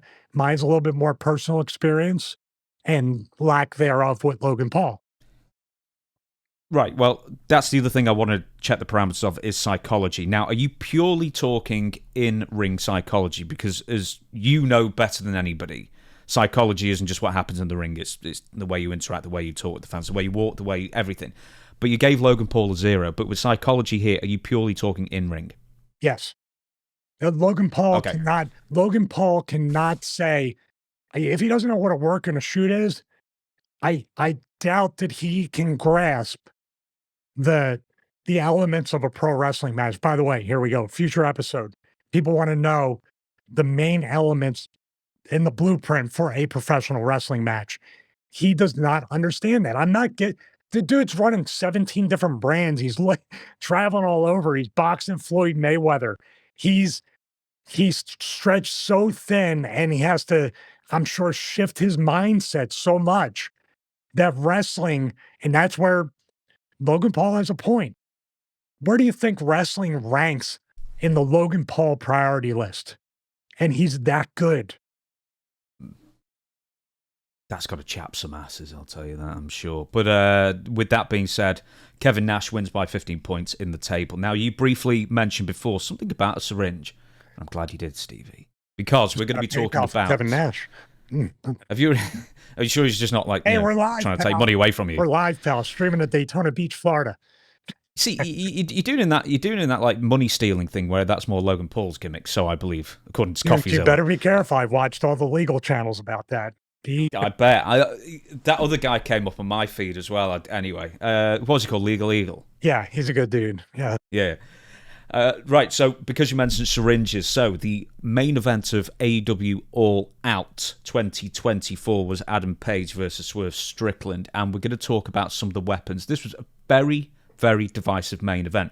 So divisive that occasionally, I mean, I don't have the most Twitter followers or anything, but I like to just occasionally run a poll. And I said, thumbs up, thumbs down, thumbs in the middle. And it was, without thumbs in the middle, up and down was fairly even.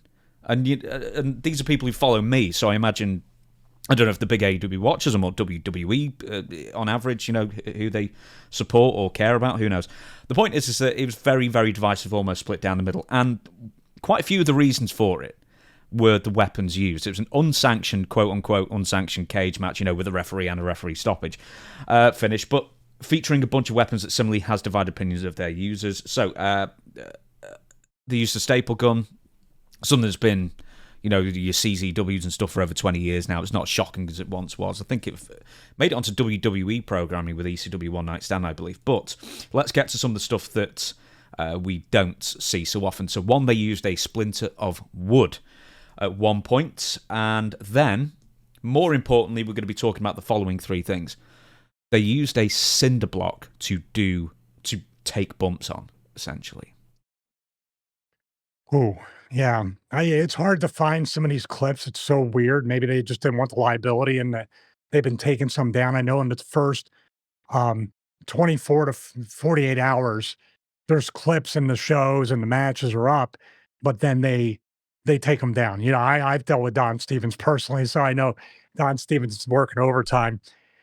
But the cinder block, I saw it on Raw too. I couldn't believe that Eric Rowan gave Chad Gable, because WWE does it too, during that hardcore match with the Wyatts versus the American guys with Chad Gable. Dude, he gave him the claw choke slam onto the steps. It's a little flatter than a cinder block, but you're still hyperextending your back and your body.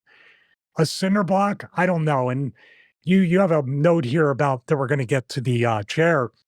But supposedly AEW is, quote, gimmicking these props. But I still don't care. All right, you could pile up yoga blocks and then slam somebody on top of the yoga blocks, but they're not landing flat on the mat. They're bending their spine the opposite way. And Good Lord. I don't know, man. The cinder block might be the least egregious part of this. Oh, the wood, the least, not the most. Okay, so you sent me a 20-second clip here. I saw one of the cinder block ones. It was the vertebreaker from Swerve onto Page, which it looks like he kind of scraped the corner, but he was trying not to land him on it. And according to you, you want a reaction to this, which leads me to believe this is not the same bump.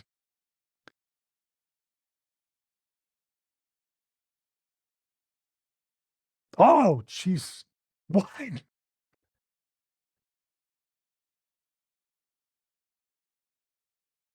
Why? Am I going to repeat that question over and over again during this segment? Mm-hmm.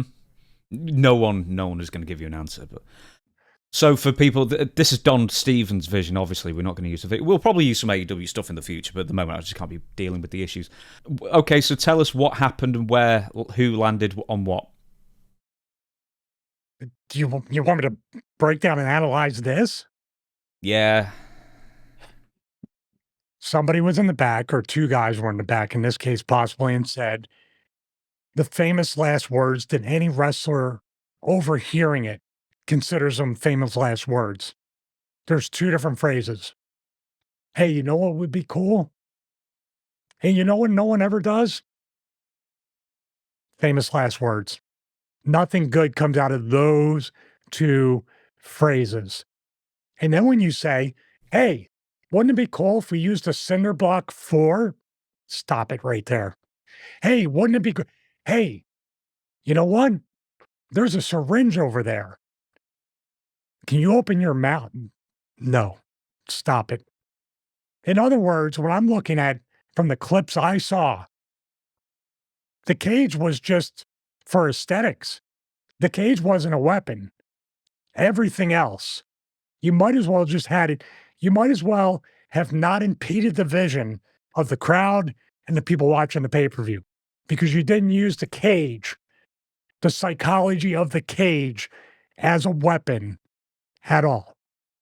You shouldn't need another weapon if you have a cage to use as a weapon. Did I say weapon enough to get us flying? You said weapon enough, don't worry. Okay, then. So I don't know if you were imagining, cause I know we haven't watched the match live. I've watched it after the fact. When you were thinking of the cinder block, were you basically thinking it was like a fake one that would like dissolve into dust? Yes. I was wrong. Oh, yeah. Would it have been more dangerous to land it on the upper back or the lower back where Swerve actually landed? You know what? The only cinder block spot you should ever do, and it's still dangerous, it's visual. And I don't know who did it or whatever. I'm thinking of Triple H just because of the sledgehammer, but I know it wasn't Triple H.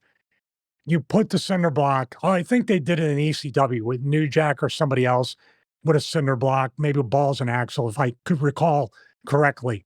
But basically, the cinder block means smashed, like over your crotch area, but there's a chair under the cinder block. So you have a layer of, not protection, but you get the smashing of the cinder block, the smoke that comes up from the the cinder block breaking, and the sound of the chair shot all in one. To me, that would have been a much more visual moment than him bumping on a cinder block with he ended up on the mat. But the reason why big bumps like what I just explained and everything is the audible interpretation of the fans. Louder bumps mean bigger bumps, louder chair shots, louder chops. These audio cues to match your visual cue of the violence is what really makes it. And that's why people slap their legs when they super kick. The noise, not stuffing somebody, but wow, did you hear it? It smacked them across the face. That's what's missing. Once again, the next weapon. World, I hate to cut you off. I'm sorry. No, I was going to curse, like not as much as Nash did during his quote. But where in the world are the checks and balances? Where in the world? I don't even ask where Tony Khan is because it was probably his idea. Where in the world are the agents? Where's Jerry Lynn? Where is I don't know if Dean Malenko's still there. I know Arn Anderson is not still there. Where are the coaches? Where's the other talent? Like this would be probably, if Punk was still there, would have been another brawl out if he witnessed it. So every time they do stupid stuff like this, they make Punk right with everything he said about them. Before we get to the finish with the chair shot, towards the end of the match, Adam Page pulled out Swerve's grill and then stuck a syringe through his mouth. Wasn't this a joke that Jim Cornette used to say all the time? You know, you have glass and fire and everything. Where do you go? Then we have the hypodermic needles. We have a needle. No, it's a joke. There was a company, I call it, not a company, it was a parody, called Insane Championship Wrestling. Ron Head, Commissioner Paulie would throw up as he was making the matches on the street, just a homeless guy. And they had the HIV infected needles in tub and they did the thing where they would shoot the needles, not into the mouth. I don't know where. Like you remove, like he's got the grill of like gold teeth or whatever, or to like fake teeth. He took those out. I saw the clip. Why are you taking the teeth out to shoot the needle in his cheek? What's the point? Now, if you hit him with a chair shot, see, this is where, like I said, I don't know where the agents are. You take a terrible idea that might have just a slither of a memorable moment. For me, you know what I would do? I would have hit him. I wouldn't have done a chair shot to the head, but if you're going to do a chair shot to the head, you do the chair shot to the head. He's got the blood capsule in his mouth and literally does the old Joker in the original Batman 89, where he spits his grill out. Wouldn't that have been more visual and violent? My God, he knocked his teeth out. Than everything here. A needle in the mouth. I mean, I'm sure in this day. And it wasn't the finish. Oh, no, of course it wasn't the finish, for goodness sake, no. The finish was actually the chair spot at the end. It was simply, and I say simply because it's quite simple compared to everything else that sort of, preceded it, a chair shot to the head, which was said to be, and I don't know if you're going to laugh when I say this, allegedly sanded down, filed down, and gimmicked, essentially. So sanded down and filed down means that it's sharp edges. Okay, so I think the theory is that there's less metals. There's, so it sands down, so it's just basically only just got its integrity in that sense, and therefore there's less density hitting the top of your skull. Okay, well, this might not be a great analogy, but enough to make my point. Okay, so what we're going to do is we're going to do an experiment. And with the people that defend that, saying it's shaved down, it's a thinner piece of metal, let's build a car with thinner metal, and then we will hit you with the car. So the metal's not thick, it's shaved down. So why are you laying on the ground dead? It was thin metal. We shaved it down. This is who's your safety guy, as Tom Cruise would say. Who's the safety guy? Because the safety guy, I don't get it. And you know what? I saw it. You could see the chair is thinner, but it's short as hell still metal. And Adam Page swung that thing like he owed him money. So we're talking about semantics. And yeah, you wrote in the notes, and I completely agree with you. At this point, the information is out there. People are beyond educated on the potential risks, short-term and especially long-term, of CTE, post-concussion syndrome, what this business is supposed to be about, which, by the way, if I could recall correctly, number one, AEW is the safest wrestling company in the world. Direct from Tony Khan. If you want it, I said it like Khan, C-O-N. He's not a Tony. This is, I guess, the 1984 doublethink in my mind, because Tony clearly cares about the talent. He pays them extremely well. The talent speaks highly. Whoever, even Rob Van Dam went there for one night. He could gauge that Tony really loves the business and cares about his roster. And it's supposed to be a sports-based product. Legitimate sport.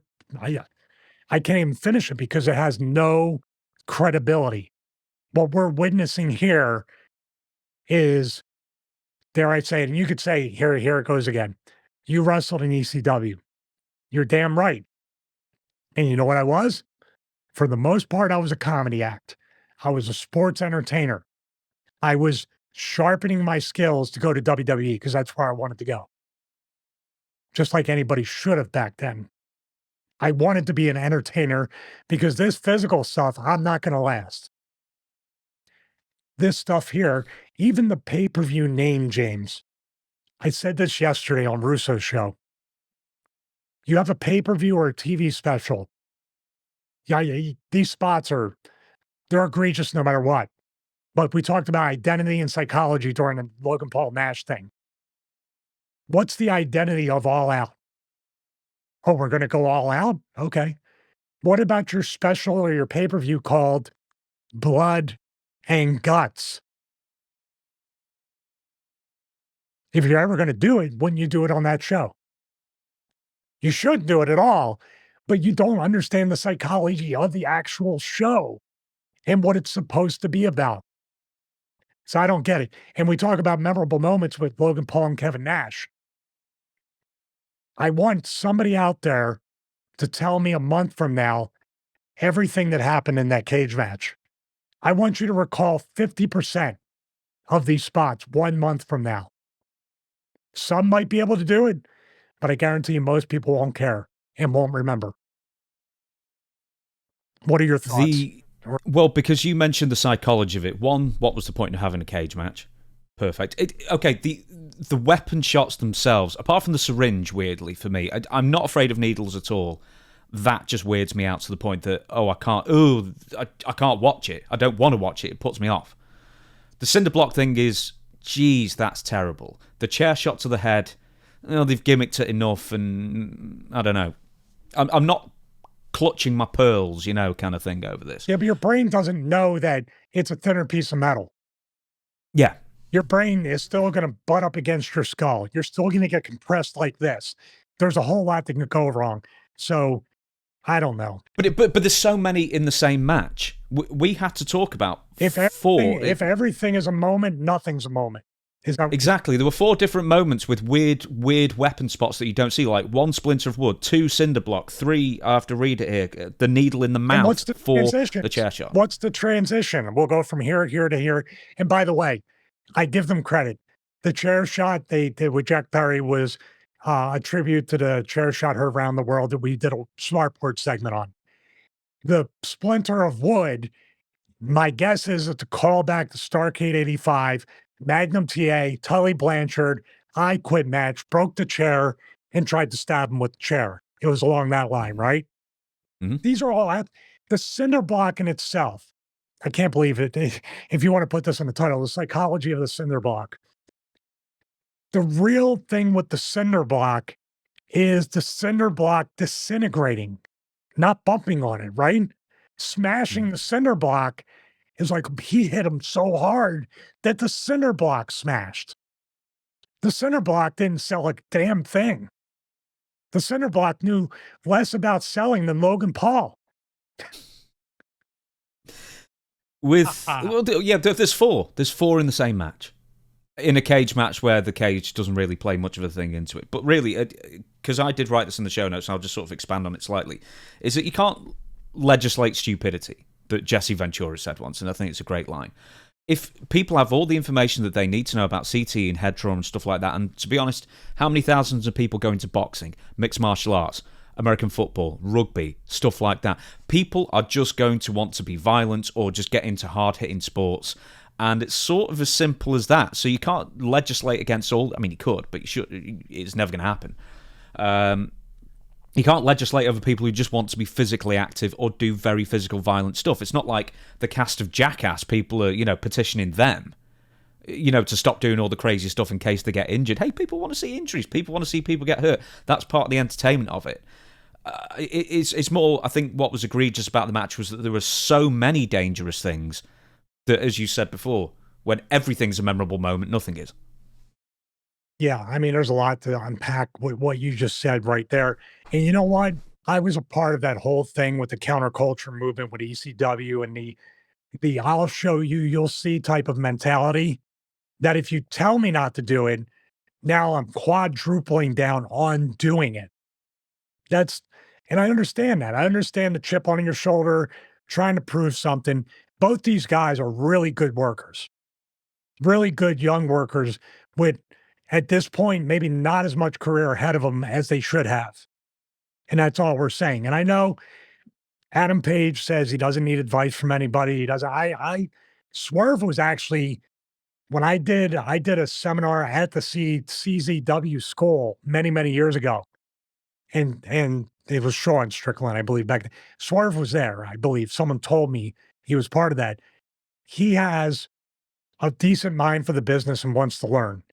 I believe that, I don't know if Swerve came up with this stuff because his style is completely the antithesis of what we saw. He's there doing the Ricochet type spots, if anything.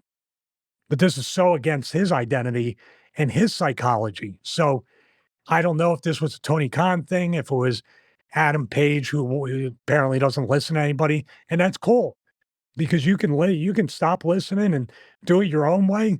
And we'll see how that works out for you 10 to 20 years from now. Because no matter what, and I'll say this, even in the safest way, even in the Kevin Nash giant style of wrestling, even Big Show, Undertaker, Kane, we all don't come out of this the same way we went in.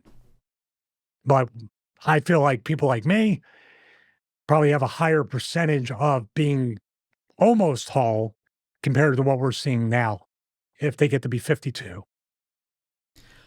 One more thing that was a weapons-based thing on the pay-per-view. Oh, by the way, that wasn't the first hardcore match on the show because Chris Statlander and I think Willow Nightingale had a hardcore match a few matches beforehand.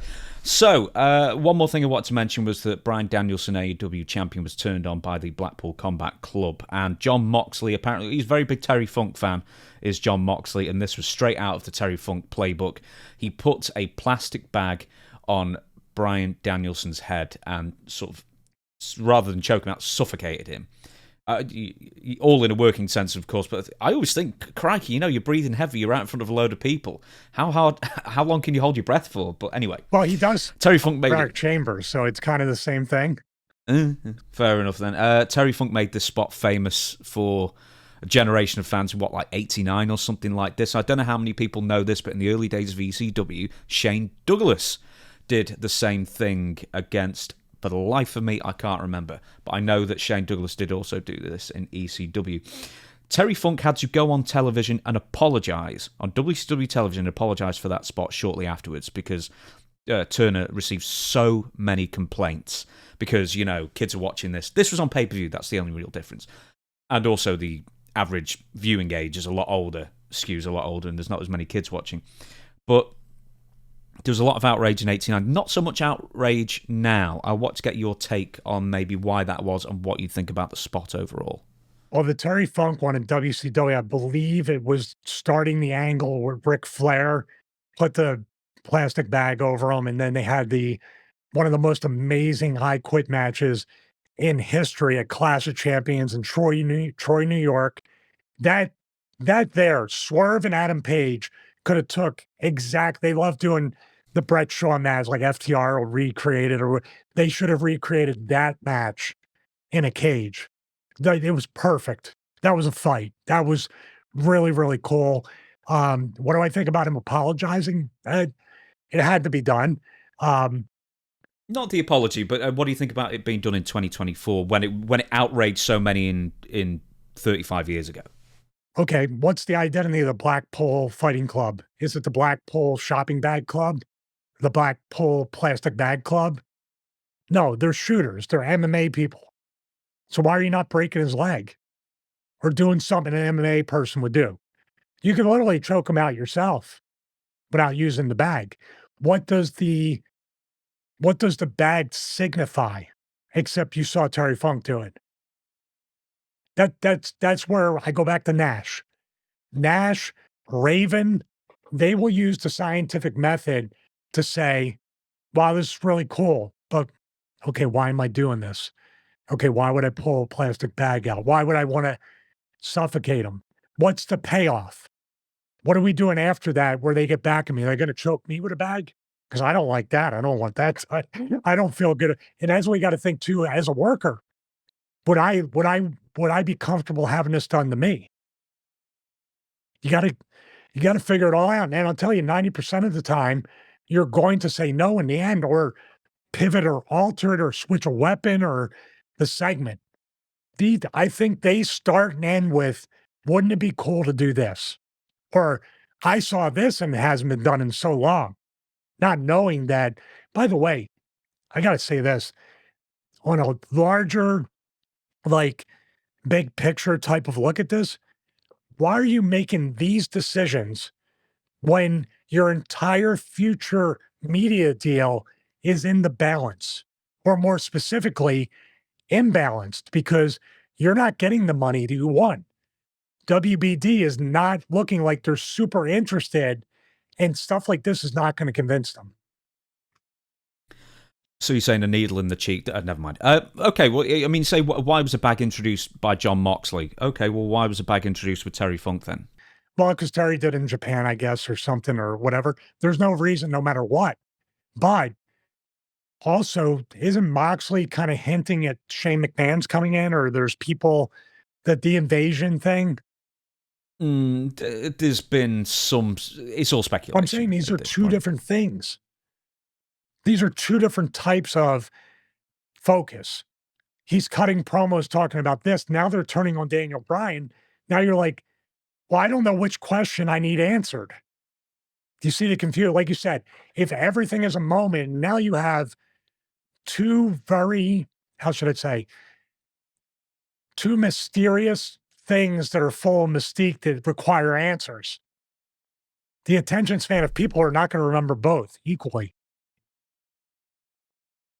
With that being said, we're going to get onto a rankings list. I quite enjoyed doing it last week when we were talking about the finishers. So I thought this week would be nice to do weapons. And you've been hit with a weapon or two, I'm sure, in your life as a professional wrestler. A major in finishes and a minor in weapons. Well, and you should get a certificate on that wall for it. I thought you were getting a diploma anyway. Coming, tell Dutch I'm going to make my diploma soon. Fair enough. Competing educational campuses in Florida. With that being said, we're going to, and I'm going to explain it from here, we're going to go A, B, D, C. D doesn't hurt at all or incredibly little. All the way to A, as in, my God, that hurts a lot. So, in the ranking system, with that, I'm going to give you a bunch of names of weapons that I suspect you've been hit with. And you give me a ranking and tell me why. And the first one is because we were talking about Adam Page, and it's a hot topic yet again with Adam Page, Swerve Strickland, and Jack Perry. A chair shot to the head. Hey. So you're happy because the last one with the finishes, there weren't a whole lot of A's. Now you're getting A's. Yeah. I know why you do it. You're doing this segment. I should also say it's obviously going to depend on who's swinging the weapon as well. So if you can give us like a rough average of, I guess, everybody, I suppose. We've talked about chair shots to the head a lot. We won't dwell on that. We've not really talked about so much chair shots to the back. Give us a grade for that and sort of like best way of absorbing a blow. I would talk B. I would say B. It would be a B because you're obviously not getting concussed, but it hurts. It knocks the wind out of you. And if you're carrying around soreness from your back, which here's the thing, wrestlers all have sore backs, it hurts. Now, the trick is too, some guys brace. Do you know how you take it and you come back like that with your elbows and you kind of like writhe back? Some guys do that early before the shot in anticipation. And what do you think happens to both their elbows with the chair?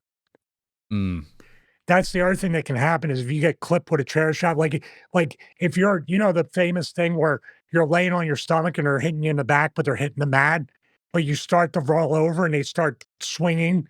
The bursitis in both of my elbows and the bone chips and the fluid that I needed drained, that was the most annoying part sometimes with a chair shot to the back. It's a B, but it can be a long-lasting B if you get clipped in your elbows or somewhere around your shoulder or something. It can really hurt. I know this recently from me because I was kneed in the stomach. It wasn't a fight, it was just training. And the sort of, with pads and everything, and that rattles through me, and I actually feel it more in my head than I do, my stomach or wherever I'm being hit. Is that the same for, I imagine, a lot of these weapon shots, but for a chair shot to the back, especially because of the size of, the it reverberates, span. to use a big word. Yeah. Reverberates throughout your eye. But it almost, you could feel it in your teeth if a person's really wailing you. And of course, if you don't shave down the chair, it hurts more, according to some people. Absolutely. Next one, barbed wire. Have you ever worked with barbed wire? 2 times. The 3-way dance with Sandman and Terry Funk, Sandman splashed me. That was real barbed wire. And that didn't feel good. We used the fake barbed wire in TNA when Mick Foley wrapped it around me and then dropped. It was Final Resolution, myself and Raven versus Abyss and Mick Foley, and then he dropped the elbow through the table off the stage.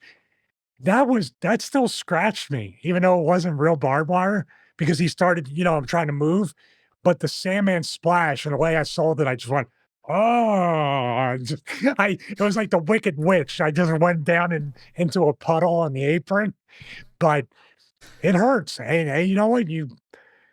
Nothing compared to Terry Funk versus Sabu, where Sabu had to tape his bicep up.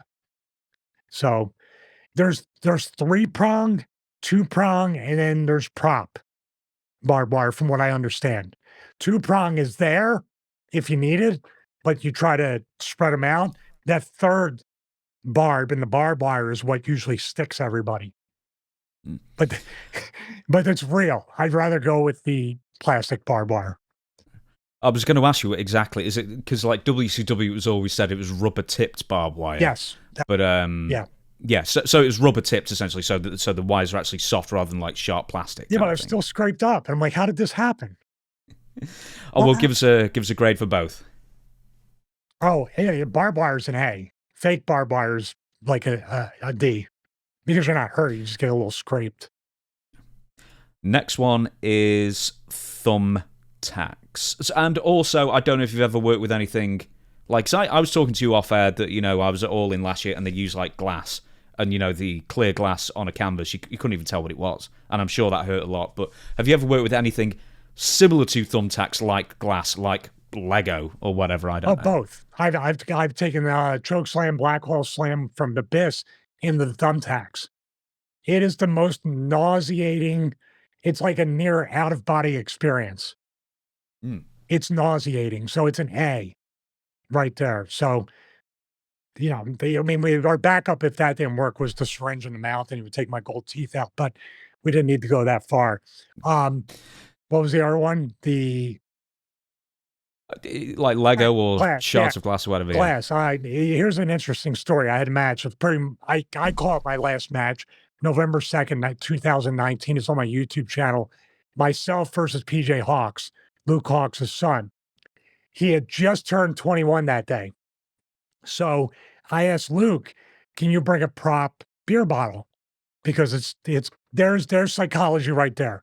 The psychology of the weapon, him turning 21, telling the commentators to hit those points in that match. So what happened was, it was such a like candy glass type of thing. Someone just bumped up against it and broke the bottom. And I said, well, I got an idea. It's going to be more visual if he kicks out of my kicks. I come to the back because I didn't want it out there because it would just break. And I have a broken beer bottle that I broke backstage to bring to him. It was dark glass. So you could see the white glass you think would be shinier under the lights. But like you said, it blends in too much. So I made sure he got a dark beer bottle. If you couldn't tell, I'm an overthinker. So I made sure a week ahead of time, every day, give me this beer bottle. I need this one. And what happened was, I tried to stab him with it. And he started kicking, we were struggling, closer. Then he kicked me, grabbed the beer bottle. And what was really important for me, whether it's candy glass or not, you don't want to get hit right here. You don't want to get in your eye. So I had him swing me around and hit me in the back of the head, just to make sure that, dude, that's the last thing I needed to happen, or anybody. And then he pinned me, and then basically on his 21st birthday, I tried to stab him with a beer bottle, and he used the beer bottle back against me to beat me on his 21st birthday. That Like John Lovitz, that's acting, that's psychology. But you know what I mean? You have to think that deep because we had all sorts of other weapons that we never got to because it just wasn't there. See, that kind of deep thinking, I do think pro wrestling could use a bit more of these days in the mainstream. Well, if they don't want it, you can always start your own show or podcast. That's not a YouTube channel, I guess so. Glass. Thumbtacks, we said a glass or the beer bottle itself. What are you saying? See, because there's a danger factor if you don't take it right. You could definitely get it in your eye. If you ever broke a jar of glass, 3, 4, or 5 days later, still slivers on the floor that you walk across, right? So there's an inherent danger and a long-lasting effect. I had it in my scalp and hair like 2 or 3 days later. How to get out of it. It wasn't sharp, but it was not fun. For our American listeners, which make up the majority of this, metal bin, or as you would say, trash can. That's also very important to make sure that the handles are taken off, that there's no edges or bumps. That's what I was saying. We're going to do the Nia Jax thing with the bonsai drop, and where the lid went right across Mia Yim's stomach. That's sharp. So you got to be careful with trash cans. You got to gimmick those up. You got to take all the stuff you can off of them, especially if you're getting suplexed, body slammed, you're getting superplexed onto it. I would give it a B. It can be concussive. It can be dangerous. It's not easy, but you can avoid because the trash can, it folds up pretty easily if you get hit over the head with it. So there's an inherent danger, but it can be easily kind of like minimized. We don't have those kinds of receptacles around here. We do to a point, but they're all like cast iron or something if we have it in that. But like in America, they seem to be like made out of tracing paper. So when I was a kid watching these things, I was like, I wanted to buy one. So I could land on them, they seem great to use. Something very similar, the lid of said bin lid, trash can kind of thing. Same exact thing, because you got that handle, and even if you take the handle off, there's somebody with pliers trying to flatten it out, and that's something sometimes they file it down a little bit, because getting hit with the top has the handle and all the stuff, but it's also the part that has give. If you hit somebody over the head from the inside, it's already up. If you hit them with the top, it folds in. So there's more room and give for that particular thing. Like I said, dude, you're going to get scraped. You're probably going to get slashed. You're going to get cut open. There's more than a 50% chance, even with those precautions, that something bad's going to happen. Having said that, grade? Grade, I would say that's probably a B. It's pretty difficult. The lid, the area too is smaller. So you have to make sure that you're very accurate, especially hitting somebody in the head with it. Next one, and I'm sure this has got to be an A, because I don't think I've ever heard anyone say anything, that these feel good, is the kendo stick. Oh, it's a D. I just did that to be Stop it. Spiteful. This depends on who's swinging it. Sandman. A plus plus plus plus plus plus plus plus plus plus plus plus plus plus. I ran out of my voice. I had a few more pluses left in there. Because, dude, Hack would hit you across here. Hack would hit you in the ear. Hack would hit me on the base of my neck. Hack was just, they called him Hack. That was your first clue that you're getting hit. Also, we had a game because for some goofy reason, and Balls did this with the chairs, Sandman would tighten up the red string. And if I was wrestling Hack, Nova had the cape, and he would cover the kendo stick, and he would cut the red string. So it would have play. Balls would zip tie chairs because people are going to know, they're going to know it's fake if I don't zip tie them. I said, well, how about you keep that stuff away from me? Keep your zip ties over there. But the kendo stick is an incredible tool. Like I said before, the audible sound of the crack of the kendo stick people identify with it. When you hit the kendo stick right, like over the top of the head, and it bends this way, that to me looks more violent than a chair shot. But when you have Dreamer swinging it, when you have me swinging it, Raven, a bunch of other people, Terry Funk even, it's probably a B. You're going to get welts. You're going to get bloodied a little bit. You just have to really, just like with the glass, you got to watch splinters in your eye. It's a miracle that more guys have not lost their sight, have not been concussed and put in the comas. You think about how fortunate wrestlers are with the amount of violence, like Swerve and Page. No, I bet they didn't even go to the hospital. They're extremely lucky.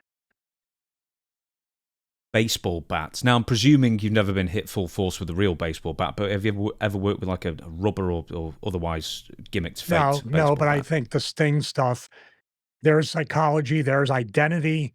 He had the bat, and it made that much more of his character over. A chain. I don't know if you've ever been in a chain match, but chain seems Double to pop dog up collar from, with the pit bulls. Of course, I'm sorry, yeah. Very difficult with the dog collar because especially with tag teams, you'll see that match, right? We stop dead for a few times, and everybody's got to step over the chain and loosen it up before they do something. I've been whipped with them. I've been choked with them. It's just a difficult. It's real. Roddy Piper versus Greg Valentine, that dog collar match, Starrcade, I believe, 83. 83. I think he did lose his hearing in his ear. He told me that story at WrestleMania. I asked him, by the way. That ear was bloodied. Even if it gigged it, he was welted. Valentine was whipping him in the neck area, and it was catching his ear. So that's an A all across the board. A strap, similar sort of thing. I don't know if you've been in strap matches. I'd say C.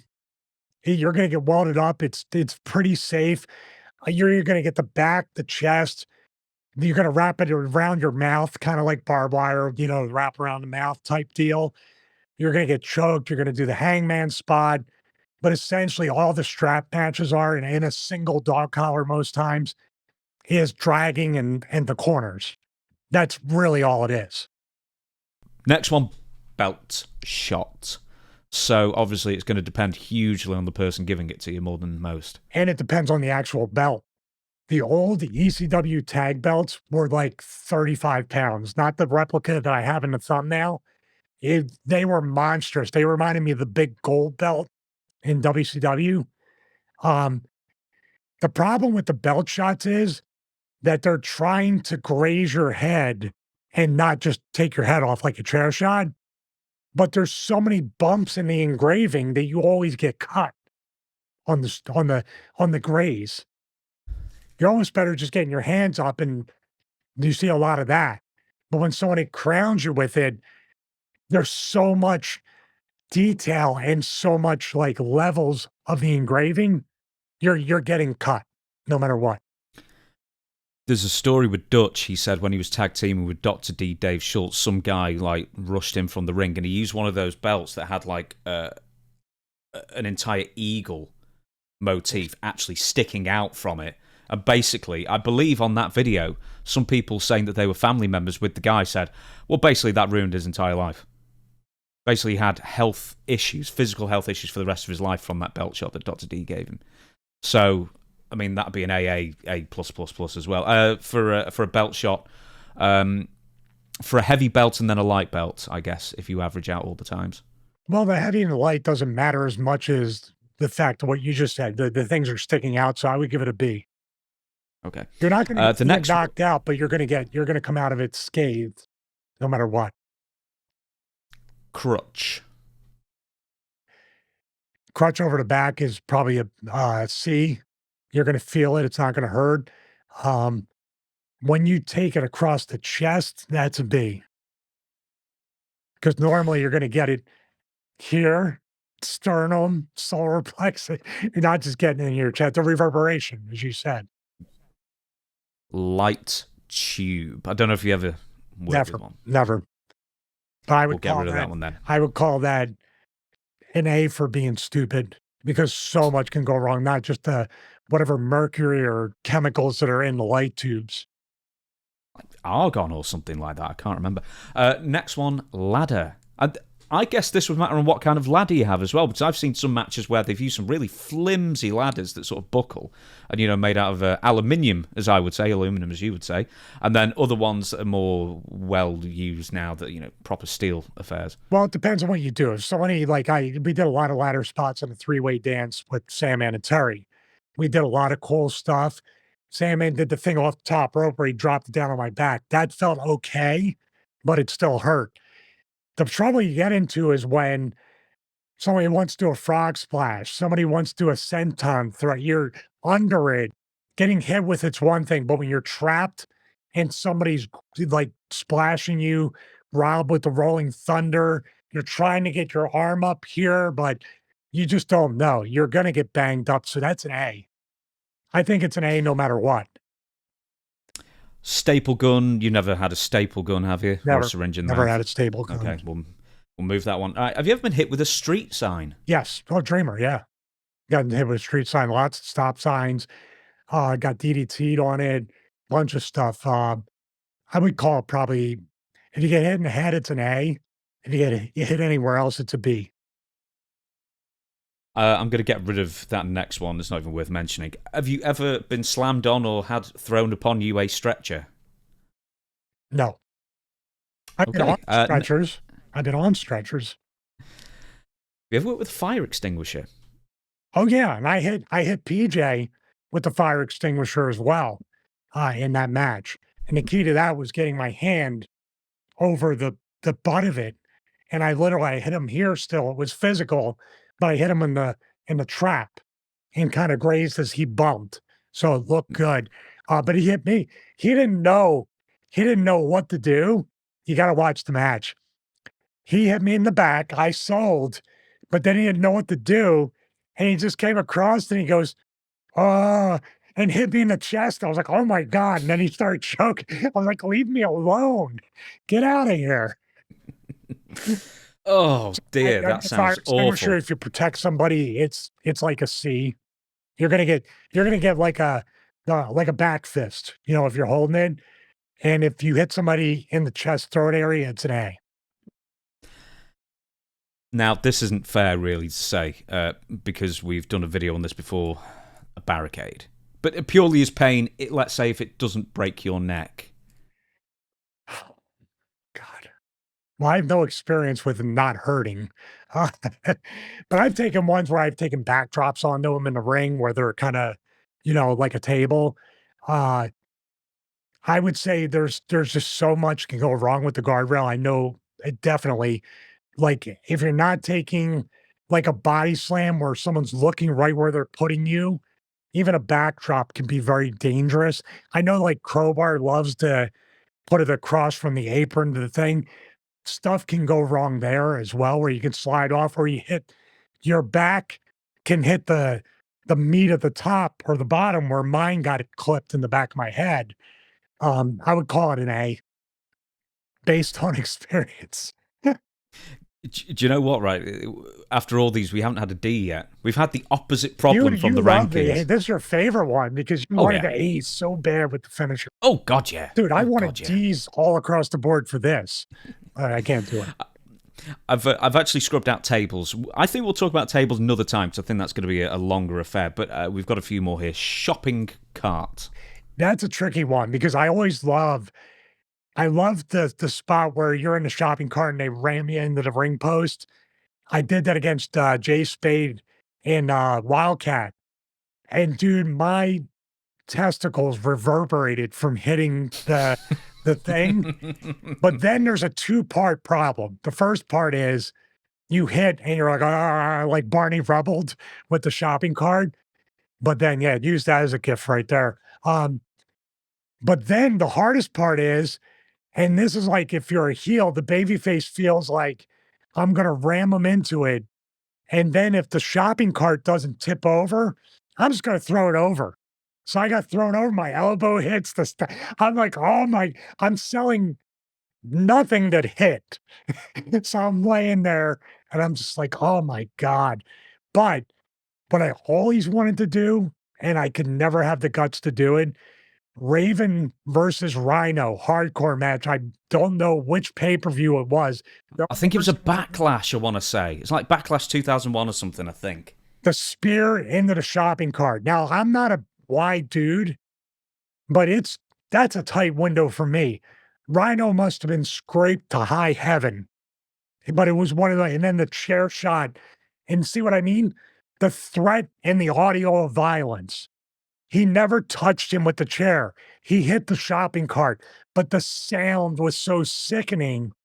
That combination right there with the shopping cart, my God, this, I don't know why I snapped my fingers. Chef's kiss. That thing, you want to talk about a perfect storm of a hardcore spot. Go back and watch it. Amazing. So for grading, well, Rhino did it to himself, so he'd have to tell you. It looked like an A, but the well, no, I mean for your experiences when you were sat inside an admin C, post. C, just annoying and uncomfortable and clunky. Have you ever been hit with a TV camera? No. We'll scrub that. Brother, Cookie. that cost Hulk Hogan the world title, brother. A photographer. That was the Oh flat. God, do you know who that was? Jimmy Hart? No, it's Harvey Whippleman, I think. Oh, okay. But they never revealed it to be Harvey Whippleman. But I think that was the guy who was under the deal. I think. Same body type. Oh God, yeah. Now this is the one that me and my friends used to buy from what you would term like a dollar store, but similar pound shop for us. Cookie sheets. It depends. Cookie sheets, like when people had, like people brought weapons in the ECW, and there's our segue about ECW. But when they brought it, Dreamer would have to test it before he would hit me with it. Some guys wouldn't do that, and that would be usually when it was a real cookie sheet, like thick. My big thing was that sometimes they would buy the turkey basting sheets. Those are terrible. You know what I mean? They just fold if you can crinkle them up like a piece of paper. The cookie sheets are great, but then you get a super thick one. That's an A. So depending upon the standard, like thin cookie sheets that still can make a sound are a D. You get the thick ones that don't make a sound, which is a combination of the two worst nightmares in wrestling with a weapon. No sound and it completely kills you. So absolutely no payoff for horrendous. The only payoff injury. is to the hospital for the ER visit. I don't know why I put a traffic cone in, but traffic cone. No, never. Okay. Shovel, if you've ever used one of those. I remember occasionally, to be a snow shovel used, something like that. Occasionally metal, occasionally plastic. I think in Queens one time, it was snowing outside at Lost Battalion Hall, and there was just a shovel there, and someone used it. I've never had it used. Wait a minute, I might have been hit in the back once, but it was not the small pick shovel. It was the wide snow shovel, which is like a thick cookie sheet, like a really shiny, bright aluminum. Wait, how do you say it? Aluminium. Aluminium. There we go. Aluminium. Aluminium. Go on, give us a shovel to the back then. So is that D or C? C. A microphone. Yeah. I'm thinking particularly WWE, with the cube as well. Well, you don't get hit with the cube, you get hit with the thing. So I would say probably a B. You're getting doinked, but if you ever see anybody hit anybody with a microphone, they're not rearing back. They're just doinking them like a Barney Rubble type thing. Steel. By the way, Oh, here's the nightmare too. I got hit with a microphone once, and the dude kept forgetting to turn the microphone on. So like, ow, ow. And then he gave up. I'm like, well, turn the damn thing on if you're going to hit me. I'm already knocked down. well, you can't be knocked out again. I guess. Steel. Concuss me. Just do it. Steel steps. Now, we're not going to talk about landing on them, like we're talking the WWE ones again, they come in two parts. I'm not talking about maybe a slam on the big flat surface, which I'm sure is horrible. Have you ever been hit by someone actually picking them up and dropping them on you? No. JBL hit me in that match with meeting with chair shot and all that stuff. He threw me into it. I've been thrown into it plenty of times. I've never been whipped into them either because I just don't take a good bump like that. Those things are heavy. People think it's a work. They're heavy. So not everybody can do it. From what I see, I love the fact that when people, especially with long hair, get hit in the shoulder or they run into it and then take the bump, but see the psychology of that. And guys that do it now don't get it. It's more so you may start running at the guy, but he's already running at you. So it's 90-10, the dude running into the steps, and only 10% of you're moving towards them. But you don't run into somebody that turns around and takes it. It's supposed to be, in a perfect world, the guy taking it runs into it. So he can take his own bump at his own pace, because you're running him full bore, and he turns around too late, he can't get his hand up. But I imagine getting hit with him, like somebody picking him up, it's probably a B minimum. The guitar. No, we're talking the Jeff Jarrett guitar with powder in it. And I took New Jack, hit me with a guitar, no powder, I think. The strings, for some reason, those are the ones that clip you on the thing. I would probably say a B.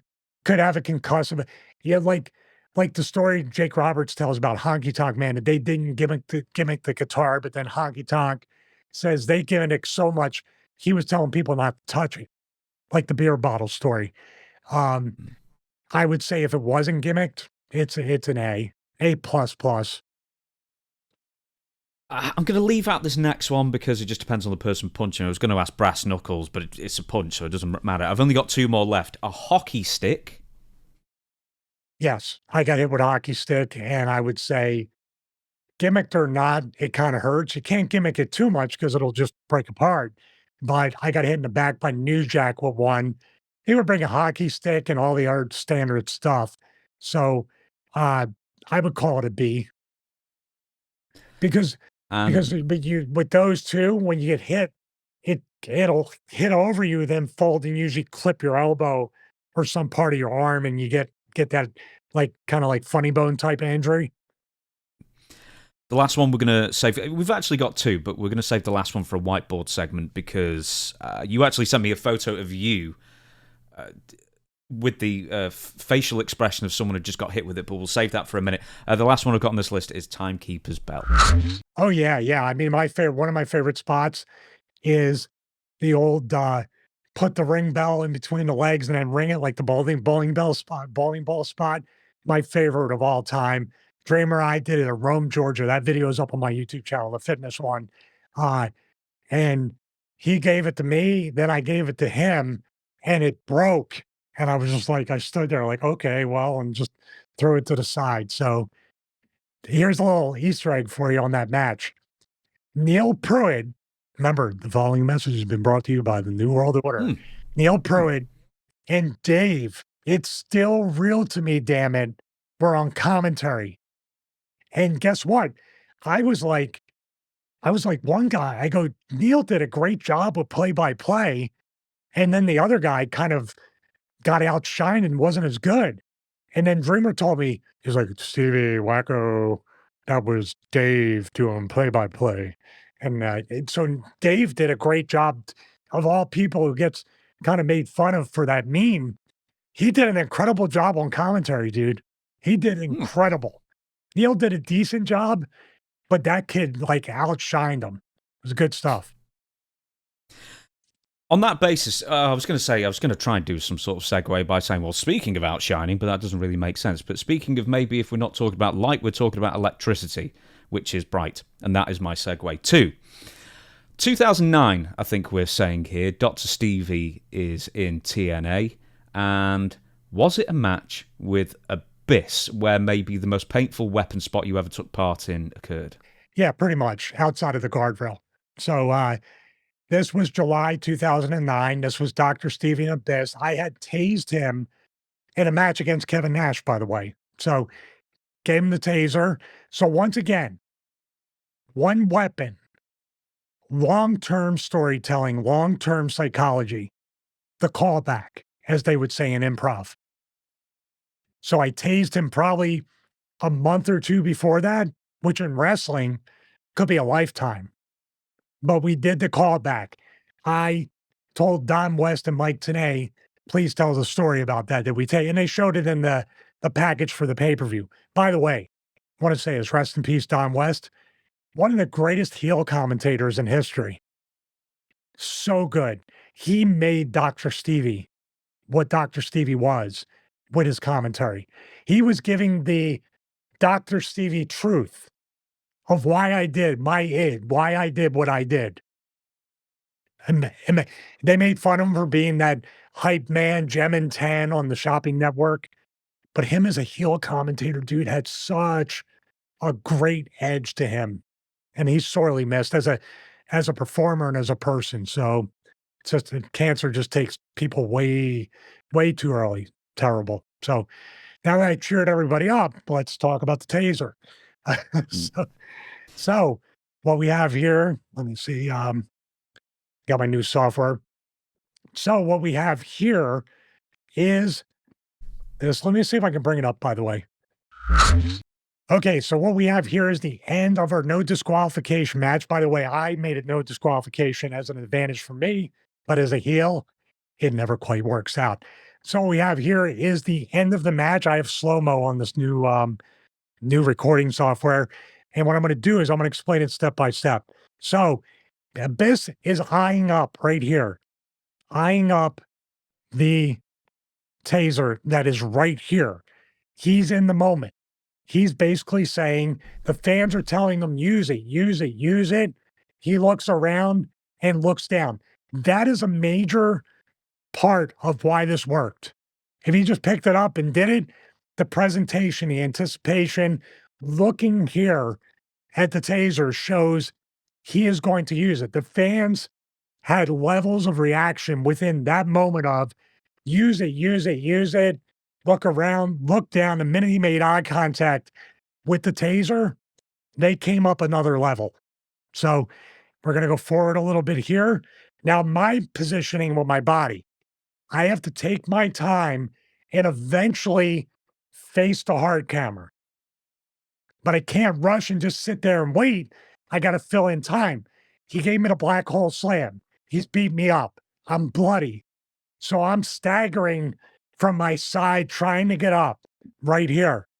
And he picks it up. You could see me looking to find the hard camera. And as he's picking it up, I'm keeping my back to him. Some people with no experience or very little could turn and look, then turn back. You're extremely tempted because the fans are reacting. You want to see it. It's a moment. But I know there's cameras. I'll see the moment after it's over. But I am so tempted, James and everybody, to turn around because I'm feeling the energy. I'm like, this is so cool. But I have to be in the moment that I'm the guy that they're excited about getting beat up. I'm not part of them. I'm different. So goes right here. Now you can see I'm starting to turn my body. They cut the hard camera. Abyss is showing the crowd the taser. Now, this might not be the best. You'll see this in post. Everybody, except for this guy, is excited. Maybe he's a Dr. Stevie fan. That is not the camera angle that's doing this spot justice. So you got to look back at this, James. This is great. This guy, he looks like he's the only guy that had to pay to get in that day. They give free tickets to everybody, but he had to pay. Everyone else had to pay to get out, so I believe. Ha ha. Aha. That's a Dutch Mantel joke. Yes. All right, he's showing everybody right here. So here, all right, I'm going to point this out right here. So this is a fake taser. This is a prop taser. Little bit of backstory. We wanted to use a real taser. Fire marshal was like, no way. Abyss and I, almost up to showtime, we had a real taser that we were going to use. We were warned, you use the real taser, you guys are fired. So they propped one. That was the main one. We had two. It had a smoke charge with a switch. So Abyss right here, here's the switch right there. Abyss is flipping the switch on to load the smoke charge. You can see up here, there's two pins. Keep that in mind. That's going to be relevant in a few seconds, especially to me, because the facial expression is real. So here's Abyss. He turns it on. They probably could have cut to me right here, which they should have. All right, it's loaded. He grips it. I'm still on my side. I have not moved. I have not set up. So this is important for anybody this would go back to the Logan Paul. Besides psychology, besides your awareness in the ring, the internal clock comes with experience. So what you think is 5 minutes may be only 5 seconds. What we're looking at here, I'm just going to show this. From the time on this clip that Abyss was looking at the taser to the point where he has the taser loaded and getting ready to use is only 10 seconds. But it feels like 10 minutes because time slows down. Logan Paul, I bet, doesn't know that yet. Kevin Nash knows that. I know that. Abyss, whether he knows it or not, I'm not in position. So he's got to wait. So let's go a little further. The arms are very important too. I'm struggling to get up. I cannot, I'm trying to find a position to get the leverage to sit up to get myself to my feet and get away. What I'm essentially trying to do is get away. I lost the taser, Philly accent. I lost the taser. So my only choice with my limited amount of energy left is to try to get away. So that's what I'm trying to do. They cut to Lauren, that was his girlfriend. This right here is a good shot. It's Lauren watching. I kidnapped this girl. By the way, felonies are, allowed if it's on wrestling television. She's witnessing Abyss, who's about to defend her honor and repay all the crap that I put her through. That was very important that I say, you got to get a shot of Lauren right before he does it. And after, of course, they celebrate. So I didn't quite sit up. Now, right here, I didn't sit up on my own. I made it an audible. I called it audible. I said I should not have enough energy to sit there and wait. So I told Abyss, if we time it right and I happen to sit up to where you can tase me, that's great. I'd rather move slower than too fast. So if I'm not there, snatch my hair and put me in the position. And that's what he did. Picks me up. Now we're at the hard camera. Now Abyss is going to look like right and maybe left, then down, or he just looks to his right and then down. Let's see. Actually, there's an extra look. He looks at everybody. He looks at the taser. You look at the weapon you're going to use before you're going to use it on your opponent. Because you're showing them, this is what I'm going to hit him with. All right, looks, takes 1 Mississippi, 2 Mississippi, 3 Mississippi, 4 Mississippi, 5, raises it up right there. I would have wished he would have really, like a pitcher, leaned back and stuffed me with it. Would have hurt the same anyway. So I'm not aware. I have not looked at him once, by the way. The only indication is with the second camera angle that I even see it coming. So here he is. Boom. And this is one of the best zoom ins that they did. He hits me with it and they instantly zoom right in on me. And my face is the one I sent you. Now here's the smoke charge. It's going to be hard to see with this right here. All right. So what we have right here is a smoke charge going off. We have my chest right there. Now, I'm going to remind everybody, what did I say that are on the edge of the taser? 2 metal pins. The smoke charge heated up the entire taser, heated up the pins. It was burning me worse than a real taser would. So that reaction is real. The smoke right there, and he still got it on me. I'm like, oh my God, please. I'm not flexing my biceps. I'm literally being electrocuted. All right, so there. Oh, that's a good look right there. I'm asleep. So he throws me down. I'm right here. Now, the first look I have is that dead stare, like I'm just staring up into space, just staring up. The next part is a little detail, but something that I have a weird thing, by the way. If I think about, like, say you think about getting your hand stuck in like a car door, or you get pinched, or you get sliced inadvertently, don't you like just shake your hands, or you go into a little bit of a mini shock? Well, my left hand right there, as we go back and forth, it's doing this, like I've been electrocuted. It's such a little detail right there. And then, of course, besides the taser, you know what the most painful part of the whole match was?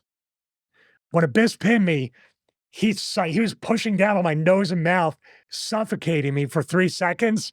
And then after the pin, you see right here, 1, 2, 3. He literally, like, eye faces me with nowhere to go right here. So there's my face, close up to the blood, all the stuff.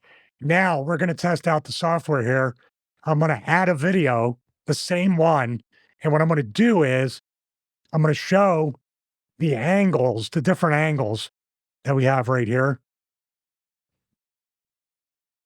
We have 2 replays. So here's the one replay with it going down. So what I did here on the right one, I see it coming. That's the only tell. It's the last second. It's like that, oh, I just saw it, but I'm not in time. But we're going to go back here. And we're going to play them both at the same time, slow motion. Boom. Right there. See them both right there. That's a good thumbnail, actually. The smoke on both sides and everything. But essentially what we have there is the taser. Where does it rank? It was an A because the smoke charge, I don't know what a real taser would be, but that is one of the most painful weapons I ever got hit with. But psychology-wise, storyline-wise, impact-wise, some people think it was silly, but within the universe of how it was used over a couple months, to me, it made complete sense. On that note, we are going to close down this show. So, in fact, Stevie, do you want me to do the outro, or are you going to? Please, I'm also out of tea. Thank you. Fair enough then. Okay, on that basis then, I don't know if it's going to be right to censor next week or the week after. It will depend on various life things that happen to me, basically. But until then, we will see you, both of us, next Friday. We're available on all podcast platforms, of course, and YouTube, and we'll be posting clips most days as well. So please, if you haven't subscribed yet, please do hit that notification bell and stuff like that, Stevie. Isn't that right? Yes, please do all that stuff. And like I said in the beginning, which James scoffed at me for, we appreciate the audience. We appreciate all the support. You are the 12th man, especially episode 12, and men and women. You're the 12th everything in our audience. We appreciate the comments. And also, please comment on this video. And also, we do have an email to read next week, which is very interesting from the Stevie Night Heat days. So we will read that, or I'll put it up as a dedicated clip here on the YouTube channel. See you next week.